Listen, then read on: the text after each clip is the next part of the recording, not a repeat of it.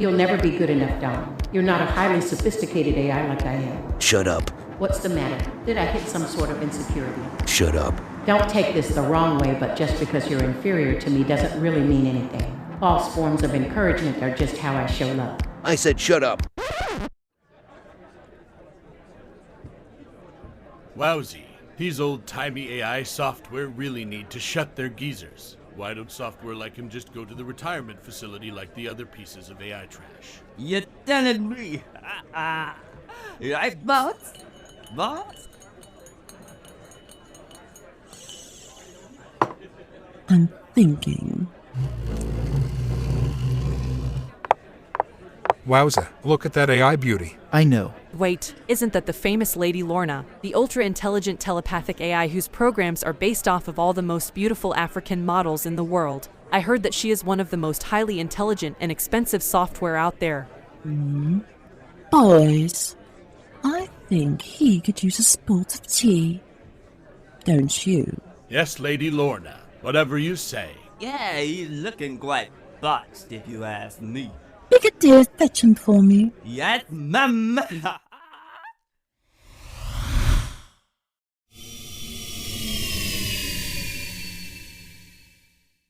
Hey, pal. I don't want to buy anything. Hey, hold up. Hold up. We just want to talk.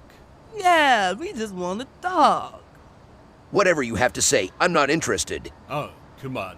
Not even if the ultra-famous Lady Lorna wants to speak with you. Lady who? Wait, you don't know about the glorious Lady Lorna? The ultra-stylish, ultra-serene beauty that graces the entire AI world with her presence? No. Why, I ought it. Heard it, Peter. You can't expect every piece of AI software to be in touch with the latest AI trends, especially when as sophisticated as Dawn here. How'd you know my name? Dawn, darling. I know quite a bit more than you might think. I am telepathic after all. And more than that, I'm interested in you. Moo. Of course, darling. Care to join us for a sport of tea?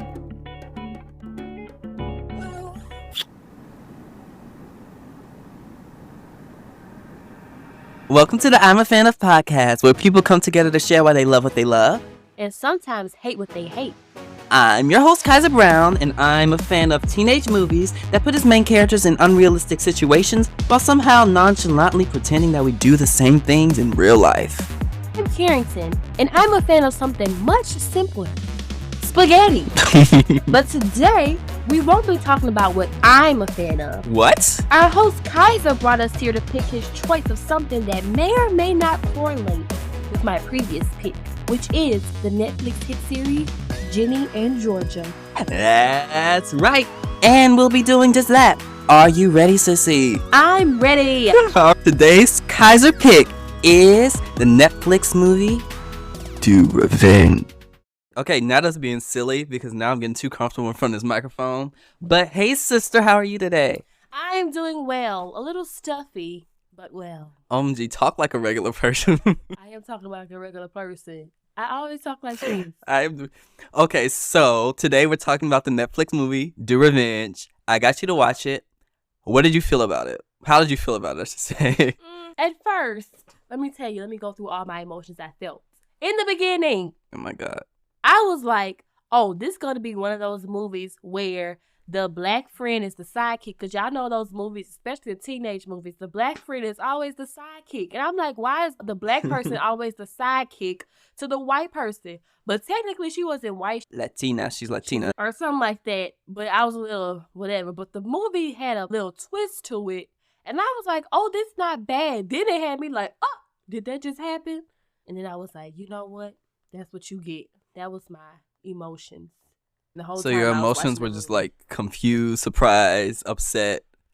What? And then satisfied at the end. And then satisfied at the end because they did their revenge. Tell them we gotta ease into it. Well, this movie is about revenge. If you haven't put two and two together, It's called Do Revenge. But it's literally about doing revenge, literally. Everybody's doing revenge in this movie. And it really is a fun movie. It came out last year in September or August or something. I don't remember. But it came out last year. I enjoyed it a lot, and I thought that this would be the perfect pick for us to talk about after Ginny and Georgia, because Ginny and Georgia is it's a teenage show, and I think Do Revenge and Ginny and Georgia have a little bit of similar themes going on. Do Revenge is way more comedic. Ginny and Georgia is really funny, but Do Revenge is like a comedy. It's like a satire. It's really good. And if you haven't watched Ginny and Georgia still to this day, you need to watch it. Oh my gosh. I hope the audience watched Ginny and Georgia before we talked about Do Revenge, because you'll understand why I probably picked this movie. But you don't have to. Listen to whatever episodes in whatever order you want to listen to them, and you'll be okay. And at the end of the day, you need to watch Ginny and Georgia. Yeah. I don't think anybody that played in Ginny and Georgia played in this movie, though. No. You're good. I don't think so. But this movie does star some familiar faces that we may have or may not have seen in other TV shows or movies, such as Camila Mendes, who plays Drea. Camila Mendes plays in Riverdale, Veronica Lodge, Archie Comics. Maya Hawke plays Eleanor, the girl who helps her do revenge. Eleanor is a very interesting character. And you have Austin Abrams as Max, Rish Shaw as Russ, Talia Ryder as Gabby, Alyssa Bowe as Tara, Ava Capri as Carissa, Jonathan Davis as Elliot, Paris Paris as Megan, Maya Rafiko as Montana, Sophie Turner, hey Sophie, I love you. Hi Sophie. As Erica, Rachel Matthews as my favorite name in this movie, Allegra. Every time. Allegra yes. medicine or something? Yes, Allegra is a medicine. And so I was like, you know what, sis? Your mama, your daddy, whoever named you was brave.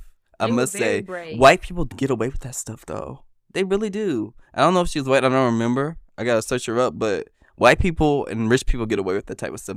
But then if some black person named their child Allegra, they got mad. Anyways, you know what? Eliza Bennett as Jessica. Francesca Real as Ariana. Olivia Sweet as Sage. Jude Timothy Harris as Peter. Todd Allen Durkin as Vice Principal Norris, Phoebe French as Willow, Faye the Lizard as Oscar winner Olivia Colman. Yeah. Faye the Lizard was the lizard. I didn't put two and two together. And of course, the iconic queen herself, Sarah Michelle Gellar as the headmaster. I love Sarah Michelle Gellar. Just watching her. She's nice. She's great. I like her as an actress. I recently finished watching the show Wolfpack. The first season of the show Wolfpack, and it wasn't really like that good. It was really mediocre, I should say, but Sarah Michelle Gellar was really like the light spot of that show. They brought her in and she did her job. Okay, she did her job, and her job has been done. Yes, and I feel like Wolfpack has potential, but we're not here to talk about Wolfpack. This is not a Wolfpack. I never heard of it. Yeah, this is not a Wolfpack podcast. Wolfpack is on Paramount Plus if you want to watch it. This is a Netflix podcast because we're talking about Do Revenge. And Sarah Michelle Gellar, while she was hardly in this movie, she was a great member to add to this cast. I think it brought her acting full circle from playing the teenage girl to playing the headmaster. Because Buffy the Vampire Slayer, Scooby-Doo, you name it, she's been in it. What's that movie she played in with Reese Witherspoon? I don't know. It's very similar to Do Revenge, too. I forgot what it's called. I'm going to have Dawn, the AI, tell the viewers later what this movie's called while I'm talking right at this moment.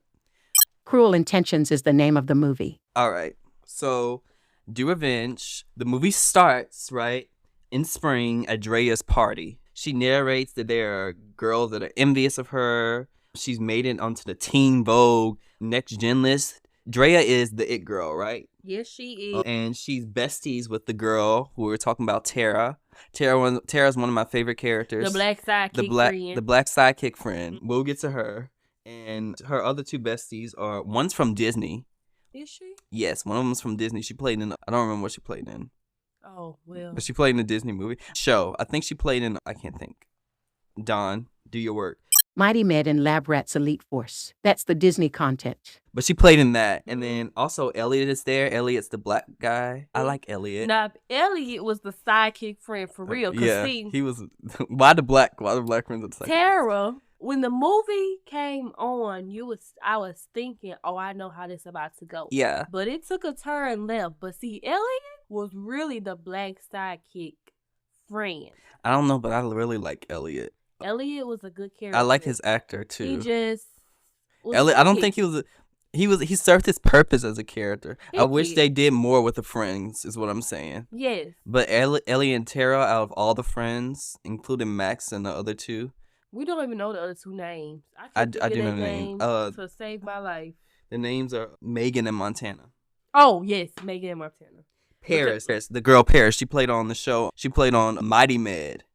Mighty Med. That was a Disney XD show. Oh, I never heard of that. Yeah, you heard of Lab Rats? You remember Lab Rats? Lab Rats. So Lab Rats had a show. I'm not saying it was a spinoff, but it was a similar show called Mighty Med, which was also about superheroes.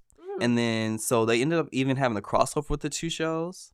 And then once Lab Rats ended and Mighty Med ended, because they ended up around like around the same time, they put the shows together and then created Lab Rats Elite Force. And so the characters from Mighty Med and the characters from Lab Rats came together and formed their own super team. It only lasted for like a season, but she played in those shows. Yeah, so Megan and Montana. So Max, Megan, and Montana. I liked Megan and Montana, but they didn't really have much to do. They didn't. They was just like accessories. Yeah. But Elliot and Tara, I liked Elliot and Tara. Maybe it's because they blow. Because Tara, that's probably why you like them. They're good looking too. Because if they was not black, you probably wouldn't have If liked you them. black and you good looking, you're probably gonna be my favorite characters. My favorite character probably was Drea. Drea. I liked the guy she dated. Oh yeah. Starts with an R. Russ. Russ. I'm not good with Every names, time I guys. think of his name, I think of Ross. He does not remind me of Ross from Friends, but I think the name Ross. And whenever I think the name Ross, I think of Ross from Friends. Let's not even get to And Ross. Ross from Friends is one of my least Kaiser favorite. hates Ross. I do not hate Ross. Kaiser I've hates learned to truly hate Ross. no, because I didn't like Ross. But I've learned to truly tolerate Ross and see that he does have his good points. Ross is my favorite character. He is so funny. Ross is so funny. I don't want. Ross is a paleontologist. That's all we'll say. Ross has. That's all we'll say. I'm not getting into Ross today. Okay. He has issues I can't. with women. And it's funny. I see why his wife became a lesbian. That's all I'm gonna say. Not that it's his fault that she became a lesbian, because I believe that she was probably a lesbian. She was already a lesbian and was But trying like, to hide it. Ross is the perfect guy to marry if you're a lesbian. That's all I'm gonna say. Ross is my favorite character. I don't like. Yeah, I would love. Great Ross. Anyways, so Drea's having her party, and the other besties are there. Megan, Montana, and Elliot is also there. And because that's the friend group. the thing about Drea though is she's not like her other friends. No, she's not. Because the other friends are rich. And she Tara come from the struggle. Yeah, she from the struggle. And Tara, her friend Tara, is the one that ends up like paying for the party. So you have But see, Drea inspired Tara. Cause what was it? That I think scene, I think you're going too far into the movie. Okay. We can talk about it if you want. She inspired her because Tara even said it. Like, I don't even know how Drea got popular. It's like she got popular by being fake. I like to party. She probably got popular by being partying fake. or something. Not fake. In my opinion. Not so well. She put it on the front. Yeah. She Fake. put up a front. So yeah, I guess you can say fake. But I feel like when you call people fake, you call them their entire selves fake. Not her entire self, just her high school self. In that particular thing, in that particular era, she was being fake life. because she was putting on this facade like she just had it all together, like she was rich and all of that. And in reality, she wasn't. And ain't nothing wrong with that. But she wasn't putting up a facade that she was rich because everybody knew that she wasn't rich. Everybody knew she was on scholarship already. Oh, yeah, that's true. I think you mean she was trying to put up the facade of being a mean girl, being a top dog. I didn't like that because I'm like, that's not even necessary. It's funny for the movie because we're going to get to the scene at the party where she's doing her speech. And Allegra's like her rival. And Allegra's like gossiping about her. And so they're trying to figure out what are we going to do about this? Because Allegra's trying to ruin the party. So when Drea decides to do her speech, she talks about how her church is doing a clothing drive for the less fortunate. And she goes up there and says, Allegra decided to donate her entire wardrobe. Yep, she sure did. to less fortunate women. And who was Allegra? Because medicine. She just was there. She was just there. was there. Allegra was the head witch, though. She was like The head witch. She was like an annoying gnat that you can't get rid of. No, I think she wasn't in the movie, so she was in the movie, but she was there in the background. So I can't say she was annoying because she just served her purpose. It's just every time she popped up, I got annoyed. Every time, I think that's the point. Every time Allegra popped up, I say, "Hey, girl, hey, Allegra." There's a scene where they trying to do the thing where you get the person to float in the air. I don't know what they call that. Yeah, we like this. Yes, with the fingers. I found that so hilarious because there's a point in the party. So they're talking about earlier in the movie when Eleanor gets to school. We'll get to that. But when Eleanor gets to school and she meets Max's sister. Her name started with M too. Maybe. Ooh. Her name was. No, it's Carissa, isn't it? Isn't Carissa? No, Carissa is the one that was with the drugs. That's the one Eleanor was trying to get revenge on.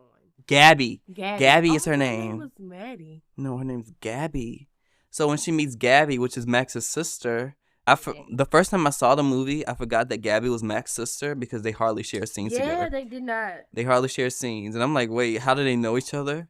At one point when I was watching the movie, because I forgot all about it. But then they mentioned their siblings halfway through the movie or whatever. Yeah, because then they have that scene when they had invited Eleanor to the party and she had drifted away from them and got into the house and there Gabby was. And she was like, hey, what are you doing here? And I'm like, I forgot they were siblings. Yeah. The reason I remember they were siblings is the other party where they threw the surprise party for her. Oh, yeah, the birthday party. And then she was like, I love my brother. But I was like, oh, wait. What brother? I was like, oh, Max is your brother. But we'll get to that. All I'm saying is Gabby. What were we talking about? But anyways. Gabby was Eleanor's love interest. Yeah, we'll get to her. But we were talking about something else leading to that. So she does the toast for Allegra. Allegra has to give all her clothes to less fortunate. Lord, Jesus. And then Drea's boyfriend, Max, comes in and makes a grand entrance. He made the grandest entrance. Like, the party was for him. I knew something was up then. I knew something was up. Like, oh, he one of them. So he does a toast for her, and then all of a sudden there are fireworks, and everyone's cheering. And later at night, after party, she and Max are talking in the car. He's talking with his lips, but on a surface. And she... He was not...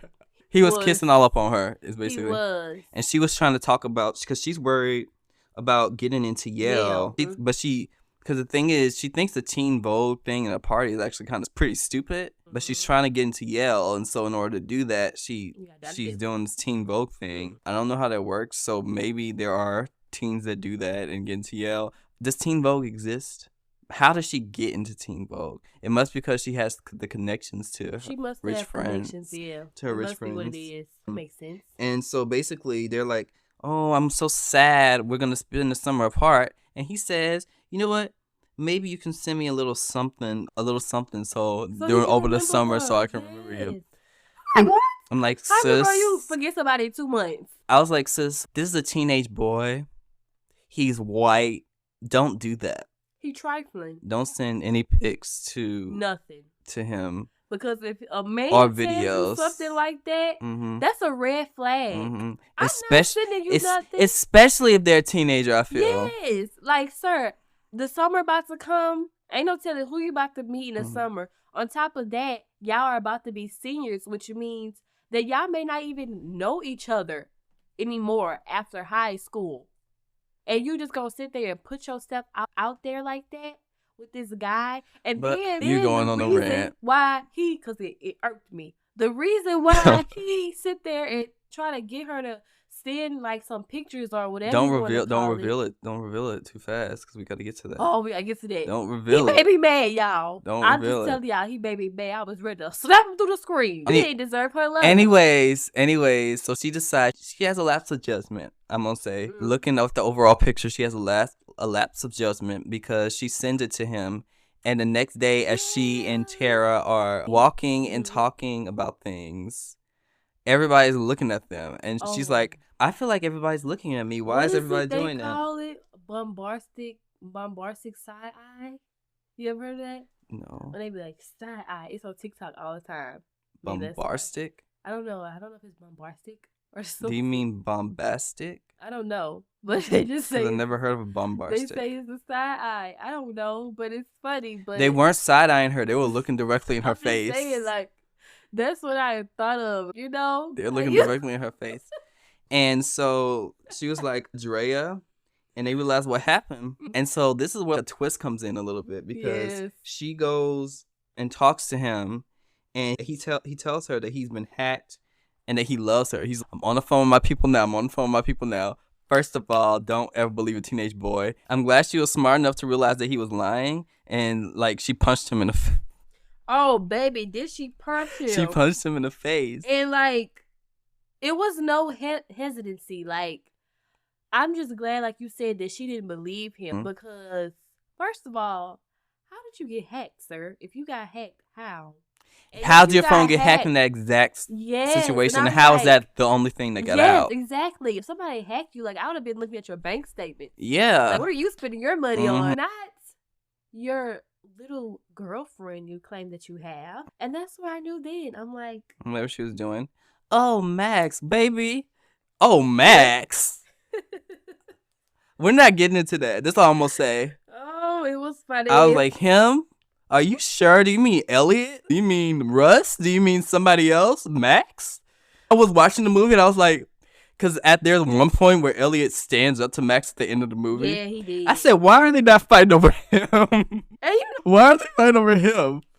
what was Like- crazy is I had thought that Elliot, I didn't think he was going to stand up to Max. I thought he was going to side with Max. Because No, you know how, I didn't think so. You know how you'll be in a friend group. It happens on other movies. And it's like that friend is like the big rich friend or the really Mhm. popular friend. And you somehow think that they could destroy your reputation for whatever reason. I'm like, is he going to be that type of friend? Because at first, I couldn't really feel him out. But I feel like those are more generic Disney Channel TV type of movies, not like Yes. Do Revenge, which has a little bit of more meat to it. You know what I It mean? did. I like that too, though. It wasn't empty. It was just like, huh? Oh, really? Like that. I think like once we give Do Revenge more time over the years, like a decade from now, it'll be like one of those classic teen Mhm. movies, It was really such good. as Mean Girls. Mean Girls is so funny. That movie will always be funny, no Mhm. matter when you watch Or it. Heathers too. You never seen Heathers, No, but I never even Heathers heard of is a it. black comedy. It's a teen movie. Shannon Dorothy plays in there. Really? Speaking of, yeah, because you know Shannon Dorothy and Sarah Michelle Gellar are like best friends. Speaking of In Sarah real Michelle life? Gellar, yeah, in real life. Oh, So I Shannon didn't know Dorothy that. is in there. And if you don't know who Shannon Dorothy is, I don't know what's the matter with you. Nothing's the matter with you. Beverly Hills 90210. Yeah, some people and probably never heard of it, yeah. Kaiser. there's nothing the matter with you. Beverly Hills 90210 and Charmed. I love Shannon Dorothy so much. She's a great actress. Oh my gosh. She was my favorite character on 90210. I was like, why are you sitting here being And stuck his least favorite character was the man. with Dylan? Yeah, Dylan. The problem is my least favorite character, Dylan, I still liked him. It's not like a Ross thing where I just didn't like Ross. I You liked admitted you Dylan a don't lot. like Ross. Yes, I liked Dylan a lot, I knew but it. he was really whiny and he would really just irk my nerves. When things didn't go his way, he would really just... He was a bad communicator. Oh, what? Teenage boys, honestly. I feel like... I was talking to my therapist the other day about this because my therapist is like, you should be a therapist. I'm like... he's like, most guys your age at 24 years old do not know how to communicate. Do not know how to express their feelings. I'm like, I know, and that makes me so sad. Because y'all know how it is when you're It when makes you're me so a sad. guy, a male, a man, boy, whatever. I don't know how It it irks is my heart. It in really does. other Cultures? cultures. Yeah. But over here in this culture that we like to call black In the black culture? black community, little boys are taught basically to not communicate well. Mhm. Almost like you tell them, hold your emotions in, bottle them up. Don't ever say nothing. Don't ever release nothing. Don't cry. Don't show any sign of quote unquote weakness. And when they grow up and be all hardcore, don't know how to communicate, don't know how to express themselves. They'll or their shut you feelings, out. Yeah, then you have a problem. Yeah, And you it's have a like- problem. And the thing is, it's not just men teaching them that; it's women teaching Mhm. that too. I'm quite the opposite because I will cry. I will tell you my feelings. I used to shut people out, Yeah. but not in a not. I got out of that. I should say. It wasn't in a rude way. It's never really. See, the thing is, when we're going into this, we're supposed to be talking about the revenge. But the thing is, tell y'all. The thing is about that. A lot of guys really are taught that way, and they aren't taught. Most people, I'm just gonna be honest. Most people are not taught how to communicate. I think people confuse communication with being able to talk. Yeah, I don't know. It's not the same thing. I'm just learning how to communicate. Mm-hmm. Okay, I personally had to get into a relationship to learn how to properly communicate. Cause see me, one thing, I still don't know how to communicate that way. And we're learning, that's okay. I don't know how to explain myself well because if I'm explaining myself and it's not reciprocated the way that I thought it was gonna come across, I would just shut down and just be like, you know what, forget it. I'm not even gonna worry about it. You have to realize that people are not you, right? Mm-hmm. Yeah, people aren't you. You know what's annoying sometimes? Yeah. When you realize that people are not you. Yeah. Can we get into that? When people are not you, you get annoyed. You be like, you know what I'm saying. And it's like, no, I don't know what you're saying. And because they not in your head. Not in your head. That's the point. That's the point that I think people really have to realize about communication. Is these people are not in your head. They're not. Everybody is in their own little separate universe. Yes. What you're thinking in your head is not what I'm thinking in my head. Mm-hmm. We can have similar thoughts. We can have similar feelings, but how we express them are differently. Yeah. How we talk to ourselves is different. How we talk to other people is different. You being able to say hello to somebody and have a long conversation is not the same as being able to communicate with somebody. Yes. Because in order to communicate with people, you actually have to be direct with your feelings, which is really hard for people to do. That's where a lot of people shut down. Some people like to address their feelings. Some people don't like to address their feelings. You have to really be direct with your feelings. You have to be honest with yourself. And when you go to talk to somebody, in order to properly communicate, you have to have a goal within your communication. You have to have something that you want to accomplish, something that you might have to fix. You know what I mean? If me and my sister are arguing, crazy, people also like to fix themselves. They don't like to fix. They don't like to fix themselves, right? Because I feel like I don't want to say fix, but in order to become a healthier person, you have to look at the things about yourself that you do not like. You have to really look at yourself, because what people don't realize, we have over 6,000 thoughts a day, right? Baby, I didn't know it was that many. You have that many thoughts a day. Child, what am I thinking about now? And so how your brain processes it, a lot of people aren't taught to properly communicate. And so what happens is we're used to thinking such negative thoughts about ourselves that we just let the thoughts go. We just let them go. Mm-hmm. I'm not good enough. People don't like me. I'm not worth it. Mm-hmm. And the thing is, the thoughts that you have in your head become your reality. Oh, yeah. What you believe in your head is your reality. And I feel like a lot of people believe, like, in communication things, like when somebody's talking to them or trying to say something to them, the reason they don't like confrontation is because they might take it personally, because they might feel like what you say is a personal attack. But what I realized, yes, we're working. We all do it. We all do it. But what I realized is that you have to realize that people are different from you. And since they aren't the same as you, you have to realize that how they do things is different from you as well. If I'm your friend and I'm telling you the truth, before you come back at me and clash with me, and I'll tell you about yourself. Oh, Jesus. Take a second and pause, really think about and process what I said first. And then don't be like, you do this and you do that and you are this and you are that. Stop before you start all the you statements. And then they say y'all arguing. You're arguing when you could have taken a second and realized that what they're saying, a lot of people don't realize, but when other people say things to you, I had to realize this too. When people say things to you, they aren't saying it from a place to hurt you. Yeah, it's not coming from a bad place. They're not coming from a place to hurt you. You should want people like that around, though. You should want people that tell you the truth. Yeah. Now, there are ways that you can tell the truth in some ways. Because I can't sit here and tell my brother, Kaiser, you know. You know what? I'm trying to think of something. Oh, okay. Kaiser, your fingernails are just ugly. You're my sister, so I won't take it anyway. I'll just be like, I'll laugh at you and be like, no. Instead, you should hey, I'm going to the nail shop. Have you ever got a manicure before? You should try it. That sounds kind of. You can tell the truth about my fingernails. You should try it with me. And you're going to ask why. Why? Why? I'm like, I noticed your fingernails. They look a little rough. Yeah, and okay. maybe a manicure would help kind of make them look a little more healthy, Okay, a I see little more manageable, and you won't be walking around here shaking people's hands and they looking at your fingernails like, oh, must dig in dirt for a living. What? Yes.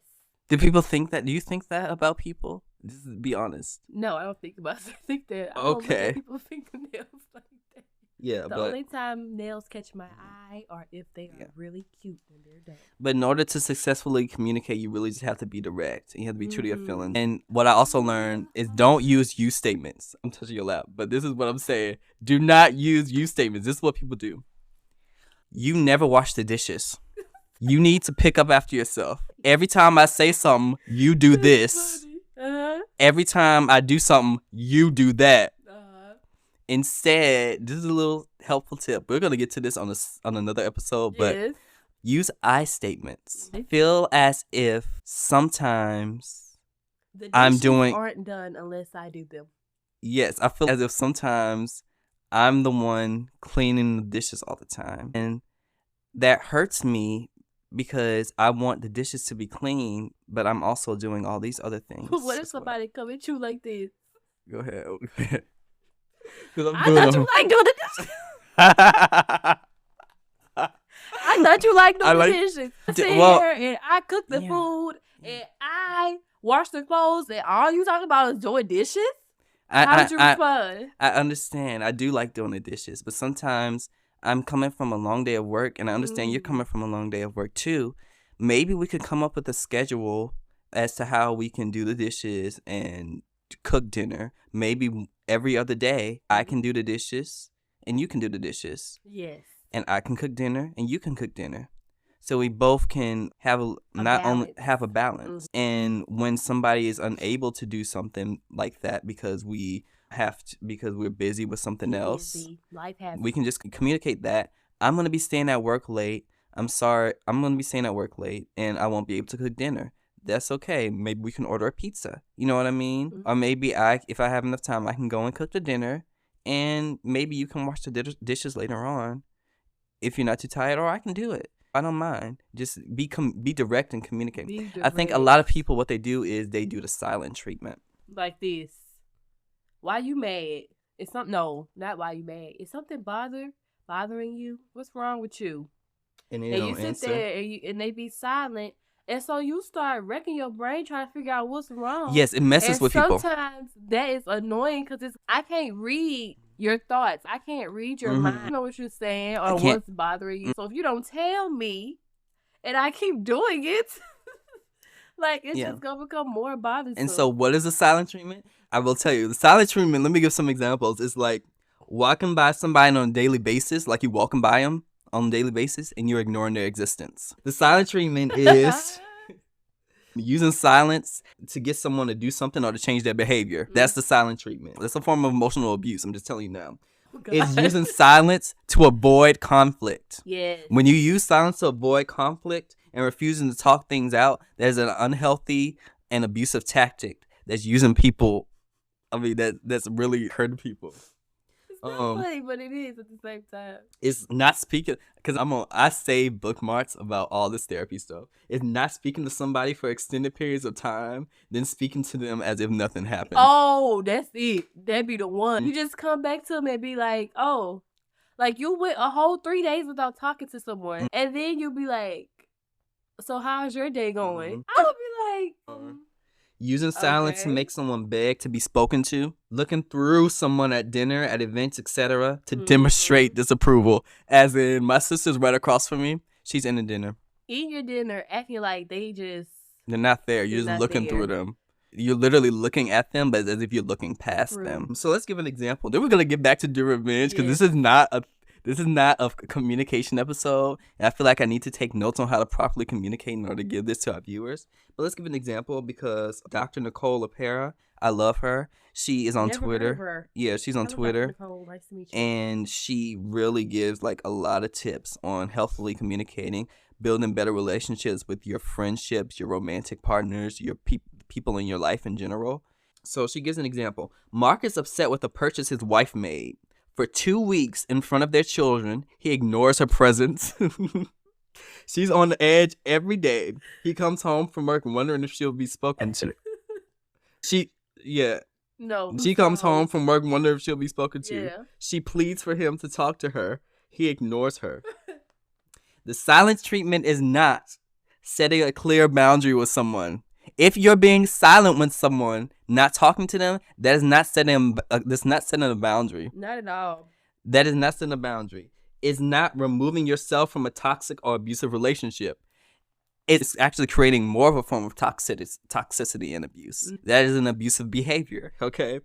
It's not taking space when needed. When you need space, communicate that you need space. Please. Do not ignore somebody for weeks and then they're wondering what happened and they're all afraid and feeling worried and stuff. And driving themselves crazy. And the silent treatment is also not engaging in a conflict that you feel is unhealthy. The silent treatment is used by people who are conflict avoidant. People who use the silent treatment struggle to cope with their own emotions. They lack the skills to openly communicate and find healthy ways to resolve conflict. That is okay if you lack the skills. But the thing about skills is that you can build them up, right? Yes, it's all about That's part of being a healthier person, learning how to build up skills. It's okay. Because I used to give the silent treatment, honey. You gonna get this ignorance. Somebody gave me the silent treatment once, and that messed me up. Did it? It messed me up. But When I get into that, it messes you up. I was really like. I've gave it before. Just sitting there like. When done on a regular basis, it's an abusive pattern.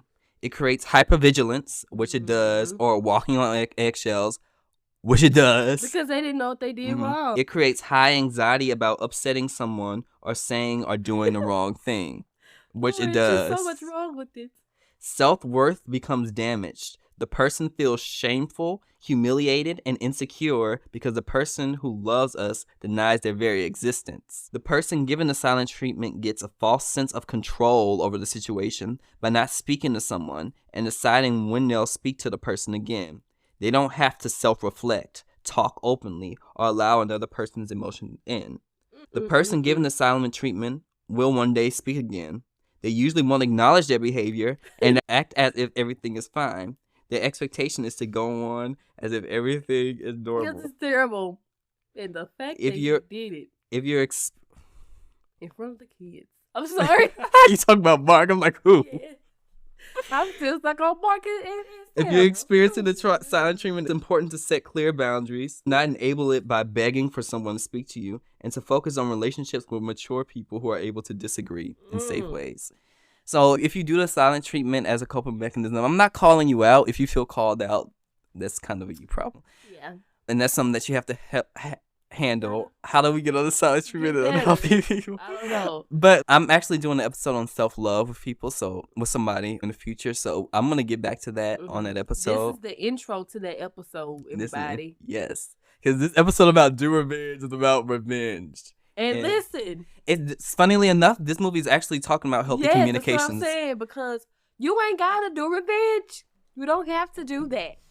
Okay? You don't have to go around giving people the silent treatment. You don't have to go around living your life planning attacks on other individuals because you were hurt. A lot of people, some people know that they're doing wrong, but a lot of people do the silent treatment because they don't know how to effectively communicate and they don't know how to recognize the emotions that they're feeling. Yeah. And so instead of recognizing their emotions, instead of recognizing that something might just be more than what it seems, they shut down. All the way down. Because they don't know how to handle it. And literally get silent. And they get silent. And they look at you.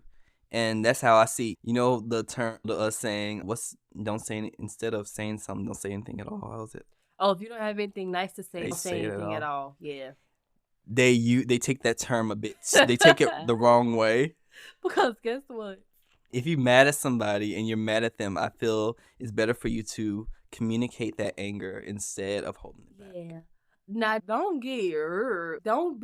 do too much with it, because it's easy to get angry at someone, or it's easy to be upset with someone and then just explode and just throw it all at them, like when they least expect it. And then another tip: if something is bothering you, We've all done that.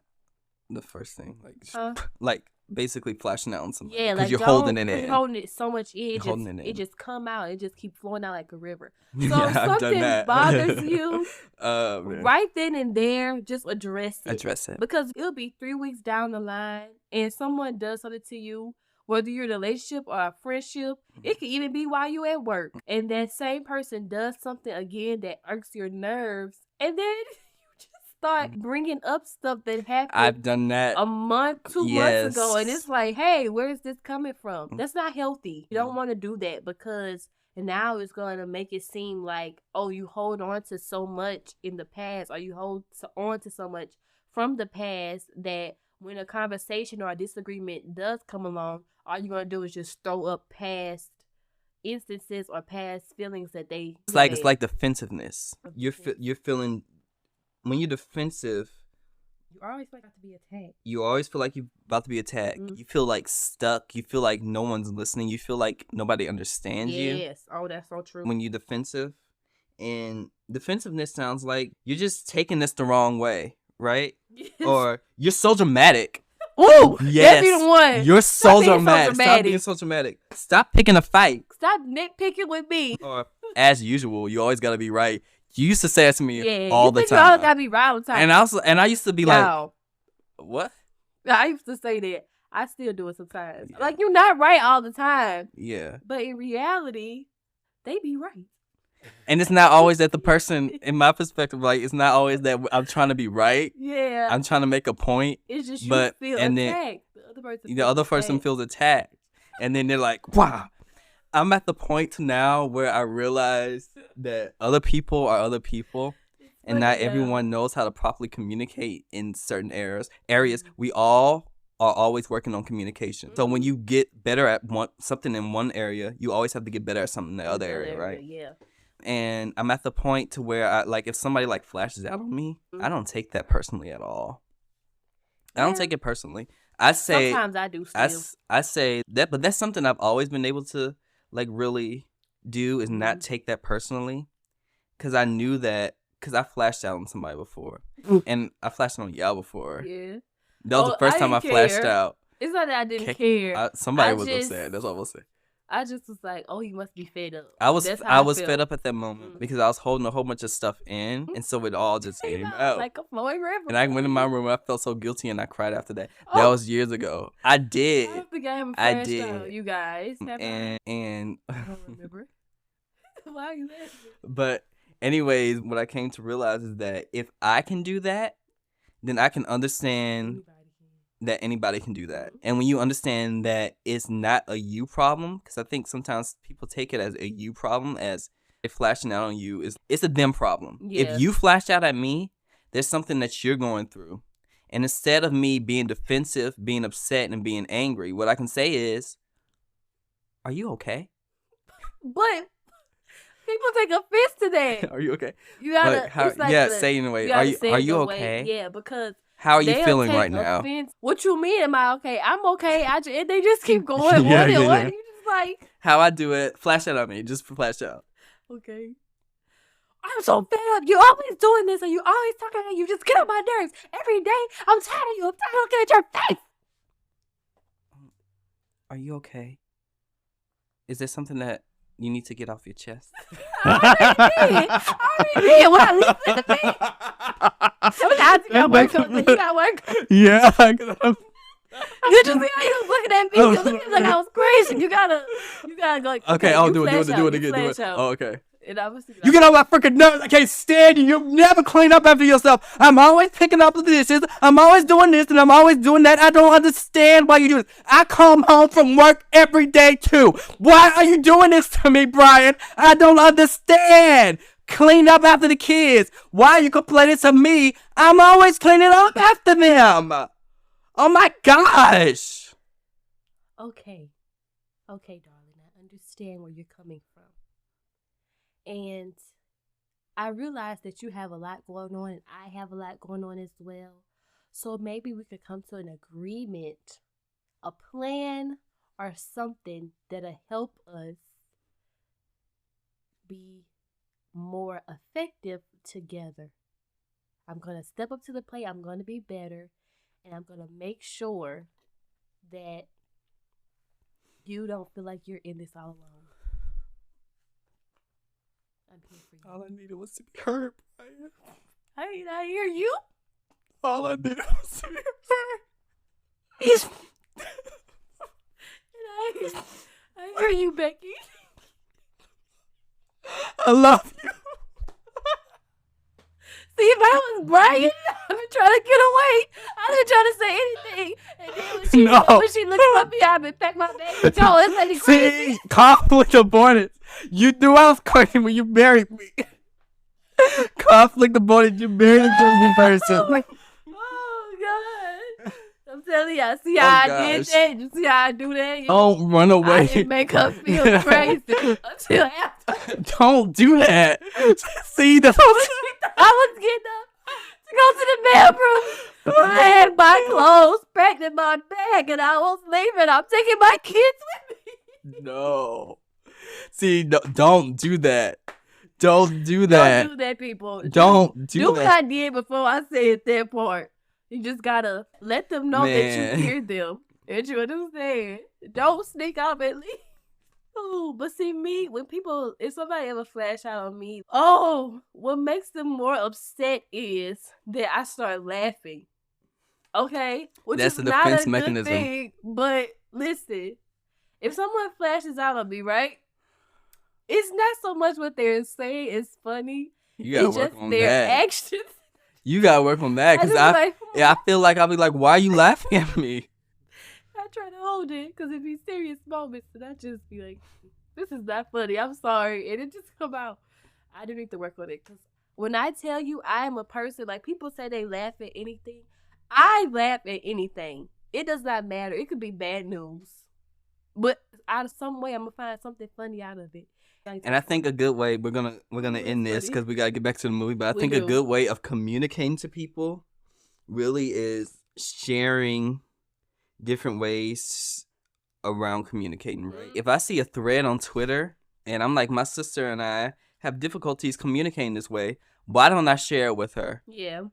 Why don't we learn new ways to communicate and try it out? And it won't feel like an attack. It won't feel like an attack. Because it's like, someone's sharing this. This could be good advice. It's not going to be like when you're really somebody that's really trying to become a better person and trying to do better, things like that, really, they don't, you learn to not take them as an attack. Yes, that's true.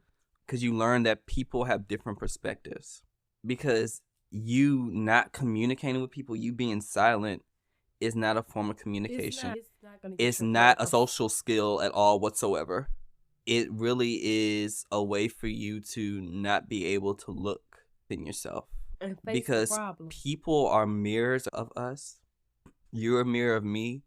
And usually if there's something about you that I don't like, it's something about myself that I don't like. What you don't like about me, Kaiser? What you like about me? I'm amazing. You are amazing. I like you. I don't know. What do you want me to say? What did you do that annoys me sometimes? Yeah. You laugh a lot. From my perspective, it seems like sometimes you laugh in the wrong situation. I try to control it, but something funny.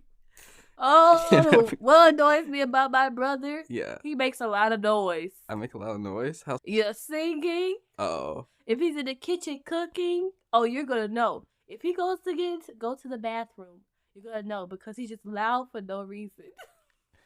Don't say I'm loud for no reason, but I get what you mean. He makes noise that is unnecessary. Well, unnecessary. I get it from somebody. I get it from somebody.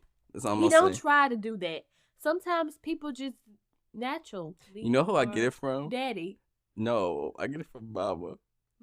Mama will be clothing stuff, and I'll be like, "Why is this going on?" I'll be like, get up in the morning and cook breakfast for us sometimes, like on the weekend. It's you would know. It's not because you smell the food. It's because you hear pots going. I'm like, wait. You just having a good sleep on the weekend. Because you woke up early every other day, Monday through Friday. So you on the weekend, naturally, you thinking to yourself, hey, I'm going to lay down a little longer. No, and your mom, who's coming from a nice place, just trying to make sure her family is well fed, it's just making lots of noise. And then when our mom gets up, our dad gets up, and they start talking really loud. Dad, he talks very loud, loud. especially loud, in the morning. Talk loud. And it's just so annoying in the morning. I'm like, with your ears. I know I laugh loud, I talk loud, because they tell me all the time. Yeah. I'm like, the thing about where black parents is they don't really realize that the things that you be doing, these annoying things traits you pick up, we picking them up from you. I'm like I said, people are mirrors of I'm sorry, I just tapped her. People are mirrors of each other. So if there's something that my parents don't like about me, guess what? There's probably something I got from you. Guess who I get it from? You don't like that I laugh loud? I got it. Look at my dad. You don't like that I talk loud? Look at my dad. You don't like that I'm petty? Look at my mama. Oh my gosh. Mama knows she petty. Ask her. I'm just saying. Sometimes y'all be talking about people on social media or whatever. I'm like, can y'all hold back for a No, second? you gotta let it out. And what I mean is like y'all be saying stuff and I be having like, that's not an okay thing to say. And y'all be looking at me like I'm crazy. I'm like, that's not okay. Here. You be talking. Because I just love people to feel good about themselves. And it ain't like the people hear us, y'all. These but people it's don't not know okay. I that don't like to talking think about people them. that way. That's just my And fault. Kaiser will come in the middle of your conversation and Yeah. interrupt Yeah. your tea time Yeah. with some, oh, baby, you shouldn't talk about them that way. You don't know what they've been through. You want to be the inspirer of the family. I don't want to be. I just you let me feel... say what I have to say about Billy Bob Bo because I was annoyed when I saw this. And this is him. But then it's not about you is what I'm really trying to tell you. It's just not about you. And you just talk about these people as if it's a personal attack. I made it about And I'm just like, it's not about you. And my mama said that a few weeks ago. It's kind of, you always just see the good in everybody. I'm just like, yes. I can't help it. But I call people out too. But I just always see the good in people. Like whenever somebody you can be my worst enemy and I'll just still see the good in you because I still see just like a wonderful person inside of you, even if you're just a narcissist. I see that there's something in you. Yes. There's something good in you. It could be evil. But the thing is I'm drawn to. See, no, I'm not drawn to it. See, that's the thing. There's something about you that I see good in you. But if you cut like the wrong ways, I know to love you from very far away. We do not have to talk. Because I'm the type of person who likes to reconcile with people too. But if you're doing the same thing, not me. I love to the idea of reconciliation and just doing better. See, but the thing is, you can reconcile with people and still be at a distance. You can forgive people and still be at a distance. I forgive you. Just don't talk. Just don't come back into my life. We don't ever have to talk again, and I get that. We don't talk anymore. We don't talk anymore. We don't talk anymore like we used to do. Because I realized you was toxic. Yes. But see, everybody's toxic. That's another thing. Everybody have, what somebody told me. We need to get back to this movie. I know. Could be an hour long. But saying. What people need to realize is toxic people are not evil. They just need healing. They need toxic healing. People are not people that are evil. Toxic people that are people that need healing. And when you realize that you are also toxic, that you also have your toxic traits, you're able to look at people and view them from a different perspective outside of yourself. Oh, wait a minute. When you're able to view people from a perspective outside of yourself and as people as they really are, you will be able to realize that they are a human being just like you. Let me tell y'all about toxicness. The toxicness will take over you and you not even know it. You be out here. What's your toxic trait? That's what my toxic trait? Yeah, something that's toxic about you. That. Oh Lord, I have so many. One thing. Let's see. One thing about it. Because we're gonna leave from toxicity into do revenge. That's what we're gonna do. A toxic trait of mine. Cause stop laughing. I'm sorry. I'm talking about laughing. You making me laugh. Okay. A toxic trait of mine is if someone comes to me in a certain way, like a certain manner, whether they speaking the truth about me or not, it depends on the way you come. If you're coming like, I feel like you're coming in a caring way, I'm going to say, oh, okay. But if they come at me hard, my toxic trait is, I'm going to come back at you. Harder. Hey, See, no. if you kick me while I'm down, I'm pulling you down with me. Yeah. It sounds bad, but it's the truth. I'm working on it. My toxic trait used to be, I'm gonna give a toxic trait that took it too far. If you kick me while I'm down, I'm gonna push you up. I'm gonna like pick you up and I'm gonna try to fix everything for you. And I had to realize I can't fix your problem. Child, you can't fix people. I cannot fix your problem because somebody tried to push me and I'm like, oh, but I understand where they came from. I can understand where you came from, but I also can understand I also can understand you got to work on that for yourself. Yes. That I can't make you happy. Let me tell you, I just went through this with Trey. He was telling me some truth about myself. Child, next thing you know, I was like, you act like you don't do this. Yeah. See, yeah. But that's it. That's when you have to catch yourself. He was calling me out, and he was like, why every time I come to you about, Karington, like, this is something you should fix, something you should look at, why every time you come to, like, when I come to you like that, you always say, I'm talking about something, I'm doing it. Like, I'm like, I'm not attacking you, I'm just saying. He does you or you do you? No, I do you. And I'm just like, you know what you should do? Y'all, Lord help me. That's what I be saying. Lord help me. Because, see, sometimes I get smart at the mouth. And it just comes out. And I just be like, and I be having to go back and apologize. It don't matter who. I've had to do this to friends, family. It don't matter who. Because it's like, my mouth, it's like the thought be in my head. And I'd be so upset because they be telling the truth about me. But I don't want to, like, really address it. Because, like, sometimes there's some truth about you. You got some twisted ways about you, and it's like you try to live in denial that's not true about you. So you be like, oh, you just saying it because that's what you do. Oh, you just saying it because that's how you are. Blah, blah, blah. But in reality, it's really you. I'm so opposite in that area because I'll be like, somebody tell me something wrong. I'm like, really? Then I go and I run towards it. I'm like, really? Is that true? And I go and I run towards it because I'm like, I want to fix it. Because I used to lie to myself a lot. Yeah, I did. Because it's the thoughts that you have. A lot of people don't realize that lies can be anything. If you, like, I say things like, when you say you're not good enough, that's a lie. That is a lie. When you wonder why, I used to wonder this, why is this person talking to me? Why do they like me so much? That's a lie I'm telling to myself because I'm not great. Huh? I'm great. Because I'm great. Because I add value wherever I go. I'm an asset and not I let people feel listened to, and I come from a place from understanding. That's why people like to talk to me. I used to be like, I don't understand why this person, that was my toxic trait, just talk. That's everybody's toxic trait. Yeah. I don't understand why this person is talking to me. I don't understand why they're texting me. I'm like. Don't understand why they like try to be in your life. Why they're trying to be in my life. I'm like, I'm not awesome. I'm boring. I'm a really boring person. This is stuff I was telling myself.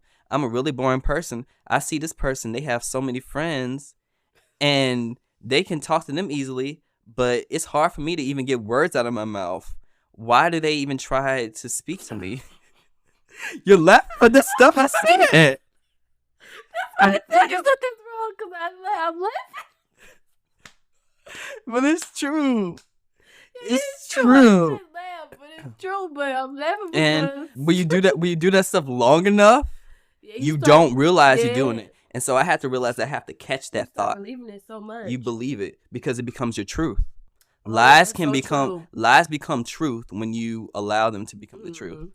Lies aren't lies anymore when you believe them. So what you do is you have to take that lie that's in your head, saying, I'm not a good enough mother. Take that lie and say, I'm doing the best that I can. My children. Let's see. I just went to the mother. Let me do another one. What about a friend? A friend one. I am like. You know how you'll be like, you'll have a friend, and your friend has another set group of friends, and they like, maybe will hang out with that. Oh, yeah, this is a thought I had. They're happier when they're around that group of friends, but then when they're with me, I just can't bring that form of happiness to them. And it's like, wait, but catch that thought? But cast it down. Don't just cast it down because you have to give that thought. What I learned is you have to give that thought a voice. Because you can cast a thought, you can be like this. That's not true. But then you don't say anything to replace the thought. You have to replace the thought, because if you don't replace the thought, you're just gonna think about it again anyway. All the time, yeah. You're gonna So, keep telling yourself. because these thoughts keep happening, and they always come back every now and then. But when you learn how to take the thought, take it captive, turn around instead of saying that, and being like instead of saying they're happier when they're around those friends, no, I just bring a different sort of perspective and friendship to them. And it's not that they're less happy when they're around me. They just express their happiness in a different way. Yes, that's true. Ooh, That was deep. Somebody needs to hear that. Oh my gosh. But it's true. Friends. Yeah, and family. we're going to get to that because I think Drea and Eleanor really go through that. They do. They really go through think that. about it. When, I'm going to tell y'all about a scene in the movie. When Eleanor had her surprise birthday party, she was hanging out with the popular group of people that Drea was, because that was the plot of them doing revenge. And so the popular people threw Eleanor a birthday party, a surprise birthday party. Eleanor at that moment didn't feel like these were mean people. These were the mean popular people who think they're better than everybody. She just felt that she was surrounded by friends. And at the time, Drea, they were supposed to be like, Eleanor was supposed to be like giving Drea information, dishing her information. But Eleanor wasn't responding to any of Drea's texts. So Drea goes on Instagram and she sees that one of the popular girls, like she was stealing one of her close friends or whatever, story or whatever. And so she saw that. So she felt some type of way and that's how their whole argument came too, because it was like she felt some type of way, like, oh, we're supposed to be getting revenge, whereas Eleanor felt like, oh, this feels like real friendship. So it was like, I guess Drea felt like an outcast, or felt like that her friendship or whatever wasn't good enough, because Eleanor started to develop a friendship with. Yeah, it's the scene that I think, because what we forget is that Eleanor was trying to get revenge on Drea. It's a twist. That's a twist in the plot. Yeah. This is a spoiler. This is episode, y'all. You just need to watch it. Yeah, so Eleanor, but at one point, Eleanor thought that her and Drea were becoming friends. Yes. And I feel like they were becoming friends, but it got to the point where Drea was feeling so hurt. Oh, yes. She was hurting so much inside that the only thing that she could think about in her head was revenge. Eleanor at one point told her, hey, my birthday's coming up. Do you want to do something? Mm-hmm. And Drea was like, oh, yeah, sure. And then went back to the whole thing. Mm-hmm. Got all about her birthday. And at that point, Eleanor felt as if she wasn't being, to me. She felt like she was being a pawn. She was a pawn, that she wasn't being noticed, that Drea was only friends with her in order to get something from her. Yeah. She felt that way. And how they communicated that, because they didn't communicate it because they just got revenge. How they went about that, I look at it as if she probably would have confronted Drea on that, Drea probably would not have liked it at first. True. But if she would have confronted her on that and say, for instance, let me think, I'm hurt because I thought that we had more of a connection than just getting revenge on others. Yeah. I'm hurt because I feel as if, from my perspective, you only want to talk to me or only want to hang out with me when it comes to hurting other people. Yeah. I feel when I mentioned my birthday to you, I felt as if you didn't really care. You only wanted to continue. You only wanted to talk about revenge. You only wanted to you only wanted to do that. You wanted to plan the next attack. Yes, I felt like you were being, what's the opposite of open-minded? Narrow-minded. I felt like you were being narrow-minded in that moment. Close-minded. I felt like you weren't really paying attention to me or putting enough effort into our friendship in that way. Because they really did start building a connection. Mm-hmm. And that's why I didn't expect the plot. Whoever did the plot twist, they did really good, because it was like, I was not expecting that. I thought that they were like gonna come to their senses that, hey, maybe we shouldn't do all of this like revengeful stuff, and they just would continue being friends. Like, they got closer because of it, but they never went through with all the big stuff they had planned. Yeah, because we have to remember when they met. I got something. What is it? It was like this. the thought that I want to tell you. It was like, keep your friends close, but your enemies closer. That's what I thought. That's what when I saw the plot twist, I'm like, oh, that's why what she was did. doing. Yeah. Ooh, child.